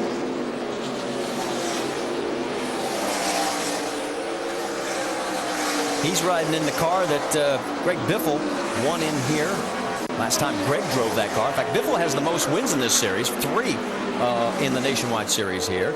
And there is Mike Bliss as he is in 8th position right now and leads in the battle for that 5th and final spot. You can see by 14. Right behind him is the 18 of Kyle Busch. And he is 9th. And as we pointed out, with Carl now leading the most laps, the magic number is not going to be achieved unless Kyle can move forward. Yeah, you know the big difference is that Kyle Busch would like to put his hands on that trophy tonight. Yeah. He doesn't want to wait till next week at Homestead. Yeah, and like we said, all he'll basically have to do is start next week, and he will clinch the championship. But you're right, he wants to get it done. I mean, he has, for all the records that he's accomplished, he has not won a championship in any of the 3 series. Yeah, he certainly hasn't. He would like to have made that happen today, but give Carl Edwards and his team credit. They came here and did their job today. Now, we still have a little less than 8 laps to go, but they came here. They led the most laps. They're leading the race on their way to a victory here, so they did what they had to do to try to prolong this. 8 laps remaining here at Phoenix. Edwards lead maintaining at 2.7 seconds. How many times have we had green-white checkers here at this racetrack? 4 in a row. 4 in a row? Yeah. It ain't over yet. Yeah, I know. That's exactly right. 7 to go now here at Phoenix. And I guarantee you, Carl is thinking the very same thing in the cockpit of that car. Because these guys study the history of these events for that very reason, so they know exactly what their pit strategy has to be. This hasn't been a fuel economy run. It has been good, flat out, short track racing. Kevin Harvick brought this new car. We thought maybe he'd have enough to pull off a double after winning the truck race, but right now just can't seem to cut into Carl's lead. He was a little faster the last lap, but he's going to have to pick it up a little more if he's going to try to run him down with just 6 to go. Yeah. Well, we're still have a chance at a green-white checker, though. Yeah. Here's Carl coming through, heading for turn 3 and 4, and not challenged by anyone on this racetrack. 5 more times, 5. We don't have to tell you. The spotter just did. His lead has cut to 2.5 seconds. There's just not enough time unless something happens. And there is Kyle Busch, where the celebration apparently is going to be held off for 1 more week. He's thinking, just need 5 more points. Got to get a spot. And he just doesn't seem to have the grunt. His lap times are 28.9, and Bliss is actually running a little bit quicker ahead of him. And there they are, the two in the championship chase. Even Mike Bliss's spot's only worth 4 points, so he's still going to come up shy there. He'd have to get 2 more spots here. Yeah, he's got to get back up to 7th with Carl leading the most laps. So, as we mentioned, Carl has done everything he had to, and he's postponing the inevitable, but it's got to feel good. Remember, Mike Kelly came on as crew chief just the last race. Here they are trying to work out that communication between the two of them, and I think they've done a pretty doggone good job today. They've got it going pretty well so far. They've been fast right off the truck this entire weekend, and that's the kind of weekend you like to have, especially as a new crew chief with a driver of Carl Edwards' talent. I'll tell you how much confidence Carl had. I talked to him in the garage area Friday before he ever got in this car. He said, my Nationwide car is going to be good this week. Carl's going to start 25th in the Cup race tomorrow. There's the gap to Harvick. 2 laps to go. It's down to 2.47 seconds. There's just not enough time. Something has got to happen if Harvick's going to have any chance of getting a shot at Carl. And your boys green-white checkered you've been talking about. I know you're building all that. I heard it in countdown. They said it was a virtual certainty. That's it. Put the blame on Brad and all those guys. Rusty and Ray. White flag, one more time. Well, it's not going to happen now. Nope, that's it right there. White flag is out. Here we go. There's Carl Edwards trying to get under the 26 of Kevin Conway. Conway gives him plenty of room. Bring it home. Heard the crew tell him, just bring it on home. 2.6 seconds the gap. And it looks like the championship is going to last at least till we get to Miami, because here comes Carl Edwards for his 25th Nationwide Series win in his 175th start as he takes the win by 2.6 seconds over Kevin Harvick. Reed Sorensen with a great run in 3rd. Boyer a good comeback for 4th. Brad Keselowski in 5th. Then it's Reagan, Kenseth, Bliss clinching or hanging on to that 5th spot by a hair. Kyle Busch comes home in 9th, which is not enough. That's it, buddy. Checkered flag here at the line. Clinch it for the championship. Now, I don't think we're going to see the flip because he's still limping on that foot. All right.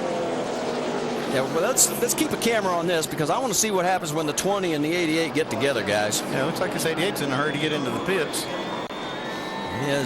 Here comes Hamlin. We'll go keep an eye on all this. Yeah, I don't think they were the only ones. Looks like NASCAR officials around the 88 car. Denny has just pulled down. Oops, the flag got dropped to Carl, but it hit the window screen instead of the cockpit area.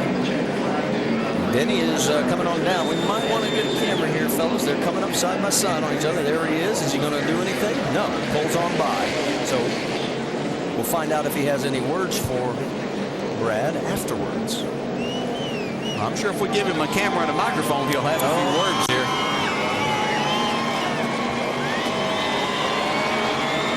Listen to the crowd. Boy, he hopped down. Can't do the back flip, though. Oh, there we go. It did a somersault. That's all you get. We gotta talk to him, though. He's got to get on the right side of the camera so we can see it. Well, that's cute. And that foot just is not healed. I saw him limping. Look at this. I mean, he knows the championship's going to be his, but he just cannot believe the kind of day he has had, and he was not able to clinch it here at Phoenix. Now, he virtually clinched it today.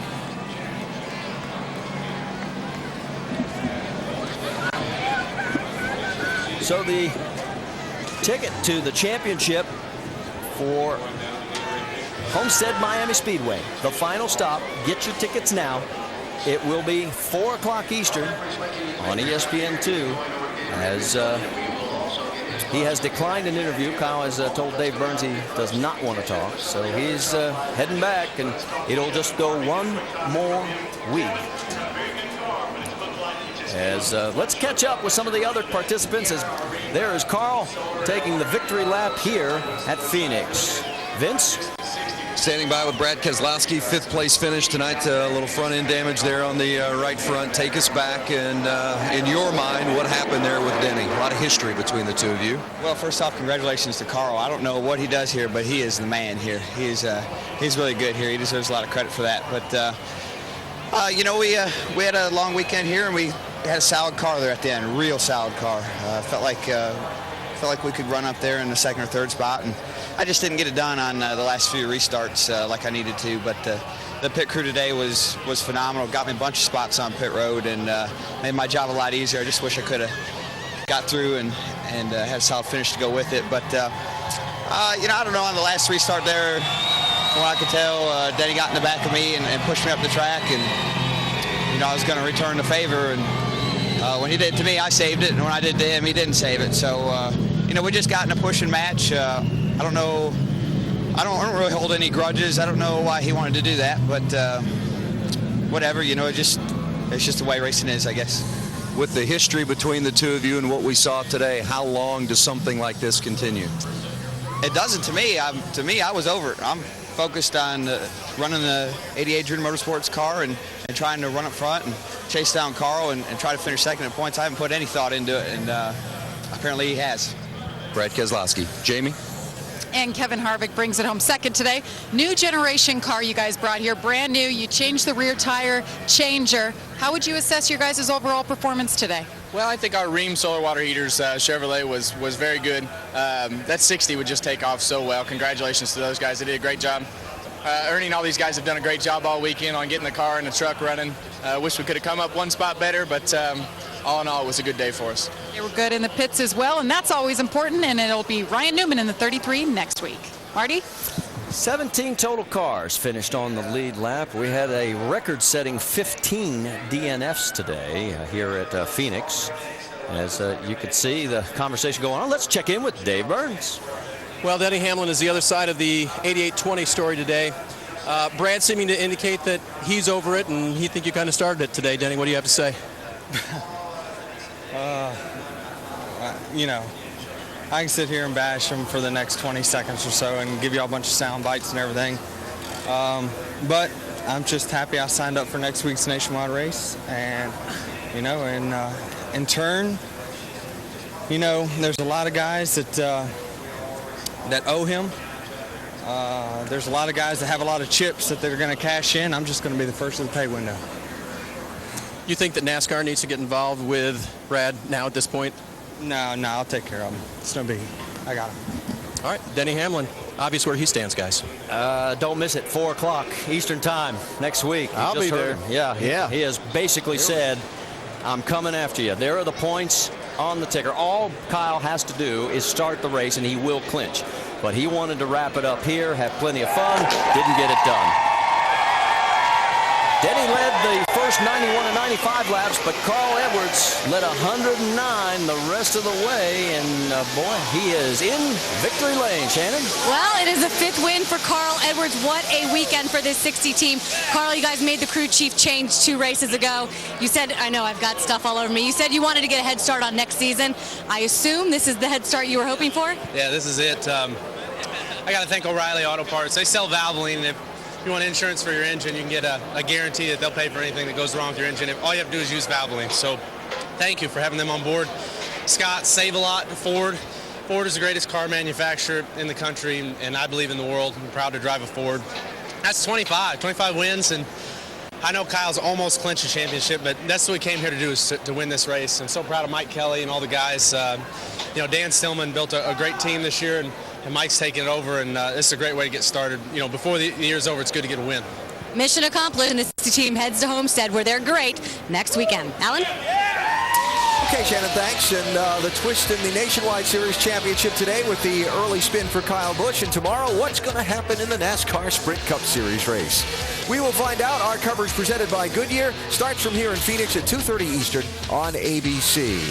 Championship in the NHRA. Great action going on out in Southern California. The Auto Club of Southern California meet qualifying tonight, 10:30 Eastern ESPN2. The finals tomorrow, 7 Eastern ESPN2.